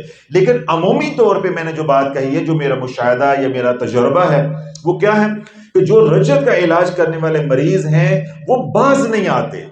جو میں نے باتیں کہی ہیں وہ مانیں گے نہیں، ان کو شیطان ماننے نہیں دے گا۔ وہ کیا کریں گے؟ ہلکا ہلکا تڑکا لگاتے رکھے، ہلکا ہلکا تیسرا کلمہ ایک تسبیح کر لینے تو مزہ آتا ہے، بڑا سرور آتا ہے، پڑھن والا ہے، ثواب بڑا ہوتا ہے، وہ ہلکا ہلکا کام چلتا رہے گا۔ پھر وہ 4 دن پڑھیں گے، وہ تڑکا ختم ہو جائے گا، وہ مزہ ختم ہو جائے گا، پھر کیا کہیں گے؟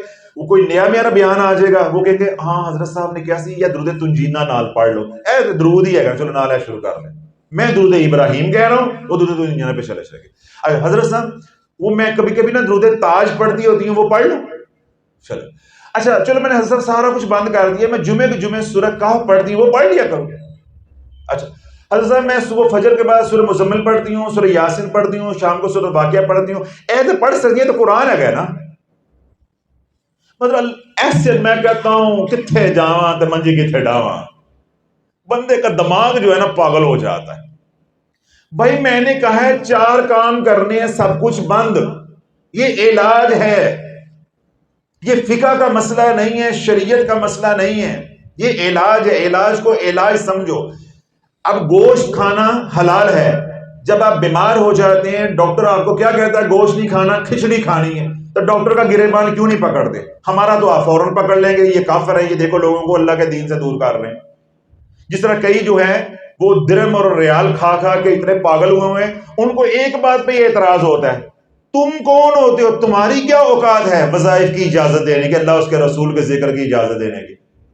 تو میں کہتا ہوں اللہ نہ کرے، لیکن جو میرے بہن بھائی، بچے، بڑے بزرگ رجت میں پھنسے ہوئے ہیں اور میرے بیانات سن سن کے اب دیواروں کو ٹکرے مارتے ہیں، اللہ ان کی بیماریاں اتار کے تیرے پہ ڈال دے، پھر تجھے اللہ میرے پاس یہاں لے کر آئے، پھر تو میرے آمنے سامنے ہو، پھر میں تجھے پوچھوں کہ اجازت کیا ہوتی ہے، پھر میں تجھے پوچھوں کہ اجازت کیا ہوتی ہے۔ بھائی میں علاج کر رہا ہوں تو علاج کی اجازت کون دے گا؟ معالج۔ تو تلاوت قرآن کی ہو تو اللہ کا حکم ہے، میں کون ہوتا ہوں تلاوت کم کرو زیادہ کرو؟ تم جانے، تمہارا رب جانے، ہم تو علاج کی بات کر رہے ہیں۔ تو دیکھیں اللہ والو، جب حرام انسان کھاتا ہے یا گمراہ ہو جاتا ہے تو کیا ہوتا ہے؟ ختم اللہ علی قلوبہم وعلی سمعہم وعلی ابصارہم، اللہ مہر جباریت لگا دیتا ہے۔ اتنی معمولی سی بات بھی سمجھ نہیں آتی، تو کون ہوتا ہے وظیفوں کی اجازت دینے والا؟ تو کون مولوی ہوتا ہے وظیفوں کی اجازت دینے والا؟ بھائی میں وظیفوں کی اجازت، اب لفظ بھی بول رہا ہے، تو کون ہوتا ہے وظیفوں کی اجازت دینے والا؟ لفظ بھی بول رہا ہے، اسے یہی نہیں پتا چلا میں کیا بول رہا۔ یا تو وہ یہ کہنا بھائی تو کون ہوتا ہے نماز بند کرنے والا، قرآن کی تلاوت بند کرنے والا، درود پاک سے روکنے والا، وغیرہ وغیرہ۔ چلو وہ تو بات ہوئی۔ بھائی یہاں جب اللہ کی مخلوق آپ علاج کریں گے تو جو اللہ نے آپ کو علم دیا ہے آپ اس کے اوپر پابندیاں لگائیں گے، اور وہ پابندیاں کیا ہوتی ہیں؟ وقتی۔ جس طرح بدنی علاج میں ڈاکٹر سارا کچھ بند کر دیتا ہے، جب بخار ہوتا ہے، جب آپ کا بخار یا بیماری ختم ہو جاتی ہے تو مریض ہمارے سے پوچھتا ہے تو کیا ہے؟ ہم کیا کہتے ہیں؟ سب کچھ کھاؤ، سب کچھ کھاؤ۔ آج ایک مریض تھا، میں نے اس کو کہا بھی سادے چاول نہیں آپ نے لینا، دودھ نہیں لینا، میں نے 4-5 چیزیں ان کی وہ بند کی، میں نے کہا آپ نے اس سے جو نا گریز کرنا ہے، تو وہ پریشان ہو گئے۔ میں نے کہا چوئی صاحب پریشان ہونے کی ضرورت نہیں ہے، تھوڑے دن کے بعد اللہ کرے یہ سارا کھل جائے گا، اور اس کے کھلنے کی نشانی ہوگی خود بھی کھانا ہمیں بھی کھلانا۔ یہ ہمیشہ کے لیے بات نہیں ہے، ہم نے آپریٹ کرنا ہے تو آپ کی پس نہیں ختم ہو رہی تو اینٹی بایوٹک افیکٹو نہیں ہو رہی، آپ یہ چیزیں جو ہے بند کریں تاکہ میڈیسن افیکٹو ہو، اس کا رزلٹ ہمیں ملے، تو آپ نے باہر جانا واپس میں پھر آپریٹ کر سکوں۔ تو اللہ بلو اسی طرح ہم روحانی جو معالج ہے وہ پابندی لگاتا ہے علاج کے لیے، تو علاج کرنا گناہ ہے یا ثواب ہے؟ اگر میں کسی کو تمام وظائف کرنے سے روک رہا ہوں تو کیا وہ اگر وظائف کرتا ہے اس کو جو وظائف کی کمائی آتی ہے وہ مجھے دیتا ہے؟ میں تو اس کا نقصان جو ہے بچا رہا ہوں اللہ کی رضا کے لیے. اگر وہ وظائف پڑھتا ہے تو میرے سر پہ کیا بوجھ ہے یا مجھے کیا سر درد ہے. اگر وہ وظائف نہیں پڑھتا تو مجھے کیا سر درد ہے. اگر میں روک رہا ہوں تو کس لیے روک رہا ہوں علی مسعود سر؟ کہ اس کا نقصان نہ ہو جائے. اس کو وظائف نے نقصان دیا ہے, اس کو گٹکے نے نقصان دیا ہے, نسوار نے نقصان دیا ہے, وہ کوئلہ ہے اس نے نقصان دیا ہے, اسموکنگ ہے, سگریٹ ہے اس نے نقصان دیا ہے, شراب ہے اس نے نقصان دیا ہے, سپاری ہے اس نے نقصان دیا ہے. کون سا ڈاکٹر نہیں روکتا؟ یہ تو وہی بے وقوفی والی بات ہے نا. اس سگریٹ کی ڈبی پہ لکھا ہوتا ہے سگریٹ مضر صحت ہے, تو بندہ سینہ تان کے کھڑا ہو جائے وزارت صحت کے دفتر کے پاس جا کے, اور تو کون ہوتا ہے پیسے میرے ہیں, تو کون ہوتا ہے نا, پاگل ہی کہیں گے نا. تو اللہ والو یہ وہ مخلوق ہے جس سے میرا اللہ روٹھا ہوا ہے. پھر یہ اپنی توانائیاں کس پہ لگاتے ہیں؟ حوالے ڈھونڈنے کے اوپر. حوالہ دے دو, یہ کتنے لکھے آئے, یہ حدیث ضعیف ہے, یہ حدیث متفق علیہ نہیں ہے, یہ فلاں ہے, یہ فلاں ہے. اور ان کے گمراہ ہونے کی اور ان کے وقت کا ضیاع ہونے کی اور ان کے اوپر شیطان کے مسلط ہونے کی میں آپ کو ایک دلیل دیتا ہوں. اور اللہ دعا کرے اللہ ہم سب کو اس سے محفوظ رکھے, امت کو محفوظ رکھے. اللہ جب اللہ ناراض ہو جاتا ہے تو اللہ کا جب رحمت کا نظام ہٹتا ہے تو شیطان ایسے جو ذہین لوگ ہوتے ہیں ان کو لایانی کاموں پہ لگا دیتا ہے. کن کاموں پہ لگا دیتا ہے؟ لایانی. میں ایک دو فکرے کہہ کے تو یہ موضوع جو ختم کرتا ہوں. سوشل میڈیا کے اوپر خصوصی طور پہ یوٹیوب کے اوپر قادیانیوں کے بیانات, ان کے علماء کے بیانات بھی پڑھے, اہل تشیع کے بھی پڑھے, اہل حدیث کے بھی پڑھے, دیوبند حضرات کے بھی پڑھے, اہل سنت کے بھی پڑھے ہیں, پھرلو مال بھی پڑھا ہوا ہے, جن کو استنجا کرنا بھی سنت کے مطابق نہیں آتا وہ بھی بیانات کر رہے ہیں, ان کے بھی پڑھے. سب کچھ پڑھے. الحمدللہ ثم الحمدللہ آپ میں سے کوئی مرزئی نہیں ہے. آپ میں سے کبھی کسی نے مرزئی کا بیان سنا ہے؟ ہماری ضرورت ہی نہیں ہے, ہماری ضرورت ہی نہیں ہے. اب جتنے آپ حضرات بیٹھے ہوئے ہیں, آپ میں کوئی بھی میرا خیال ہے وہ شیعہ نہیں ہے, اہل تشیع میں نسی نہیں. آپ نے کبھی شیعہ کے بیان سنے؟ نہیں سنے نا. کیوں نہیں سنتے؟ کہ بھائی ہماری وہ ضرورت نہیں ہے. وہ ایک الگ پورا نظام ہے, فقہ ایک مکمل ایک الگ نظام ہے. تو ایک وقت میں ہم ایک ہی ہو سکتے ہیں, یا شیعہ ہو جائیں یا اہل سنت ہو جائیں. کوئی دو کام تو نہیں ہم کر سکتے نا. اب آپ دیکھو, آپ سے میں نے سوال کیا کہ آپ میں سے اللہ نہ کرے کوئی مرزئی نہیں ہے, تو آپ نے کبھی مرزئی کا کلپ کھول کبھی نہیں دیکھا ہوگا, بلکہ آ بھی جائے تو بندہ تھوکتا ہے.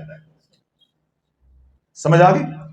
تو اسی طرح اہل تشیع جو نہیں ہے وہ کہے گا کہ ہمیں ضرورت. ایسا جو اہل تشیع ہے وہ کیا کہے گا کہ مجھے اہل سنت کی ضرورت نہیں, میرا اپنا ایک پورا فقہ جعفری ہے, مجھے کیا ضرورت ادھر جانے.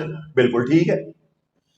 تو ایک بندہ حوالے والا ہے, لال رومال والا ہے, وہ ہمارے کلپ بھی سن رہا ہے. بھائی جب ہم تیری نظر میں مشرک ہیں, کافر ہیں, تو کافروں کی بات کیوں سنتا ہے؟ جب تو نے ہمیں مشرک کہہ دیا, کافر کہہ دیا, تو بات ختم ہو گئی. تو جو موحد ہیں ان کی باتیں سن, اپنے علماء کی سن, تو ہماری کیوں سنتا ہے؟ اس کا مطلب کیا ہے کہ تجھے کوئی چیز کشش کرتی ہے فقیر کی, کوئی فقیر کی بات تجھے کھینچتی ہے. ہو سکتا ہے اللہ تجھے ہدایت دینا چاہتا ہوں, تو سارے کلپ سن, تجھے معلوم ہو جائے کہ روحانیت کیا ہے اور اللہ کا دین کیا ہے اور دین کی روح کیا ہے. تو اس لیے اللہ والوں نے یہ باتیں ساری اس لیے کہی ہیں کہ کسی بھی قسم کا کوئی اشکال نہ رہ جائے. جو چیزیں ہم بند کرتے ہیں وہ محض معالج کے طور پہ ہیں, ورنہ میں کون ہوتا ہوں قرآن کی تلاوت بند کرنے والا یا مسنون اذکار بند کرنے والا یا کوئی ایسی بات کرنے والا کون ہوتا ہے؟ ہم تو یہ کہتے ہیں جب تک آپ کا علاج ہو رہا ہے آپ یہ کام کریں, اور ان کاموں سے آپ نے گریز کرنا. جب آپ کو اللہ شفائے کاملہ عاجلہ عطا فرما دے گا پھر آپ معمول کی زندگی گزارے گا. تو اللہ رب العزت مجھے سب کو عمل کی توفیق عطا فرمائے. اور جو بھٹکے ہوئے ہیں, جن کو روحانیت کا علم نہیں ہے, خود بھی پریشان ہیں مکھیوں کی طرح, جب مکھی کو کچھ کھانے کو ملتا نہیں ہے تو کبھی وہ یہاں بیٹھتی ہے, کبھی یہاں بیٹھتی ہے, کبھی یہاں بیٹھتی ہے, اسے سمجھ نہیں آتی. تو جب اللہ کی رحمت روٹھ جاتی ہے تو کبھی وہ شیعوں کے کلپ سنتے ہیں, کبھی مرزئیوں کو سنتے ہیں, کبھی دیوبندیوں کو سنتے ہیں, کبھی اپنے علماء کو سنتے ہیں. ان کی اپنی نہ کوئی سوچ ہوتی ہے, نہ اپنا کوئی عقیدہ ہوتا ہے, بس ان کے منہ میں گندی زبان ہوتی ہے, وہ گندے الفاظ ہوتے ہیں. تو اللہ ہمیں ایسے تمام لوگوں کے شر سے بھی محفوظ فرمائے اور اللہ انہیں بھی ہدایت عطا فرمائے۔ اور جو رجت میں پھنسے ہوئے لوگ ہیں ان سے میں گزارش کروں گا کہ کوئی بھی آپ کا رجت کے حوالے سے سوال ہو، کوئی تکلیف ہو تو مجھے بھیجتے رہیں انشاءاللہ جب تک فقیر خدمت کر سکتا ہے۔ مزید بھی کوئی پیچیدگیاں سامنے آتی ہیں تو انشاءاللہ جو مجھے علم ہے وہ آپ حضرات تک پہنچاتا رہوں گا۔ آج تک کا جتنا بھی رجت کا پورا نظام تھا وہ میں نے سارے کا سارا کھول کے سمجھا دیا۔ تو اللہ رب العزت ہماری اس کوشش کو، محنت کو، آپ تمام حضرات کی حاضری کو قبول و منظور فرمائے۔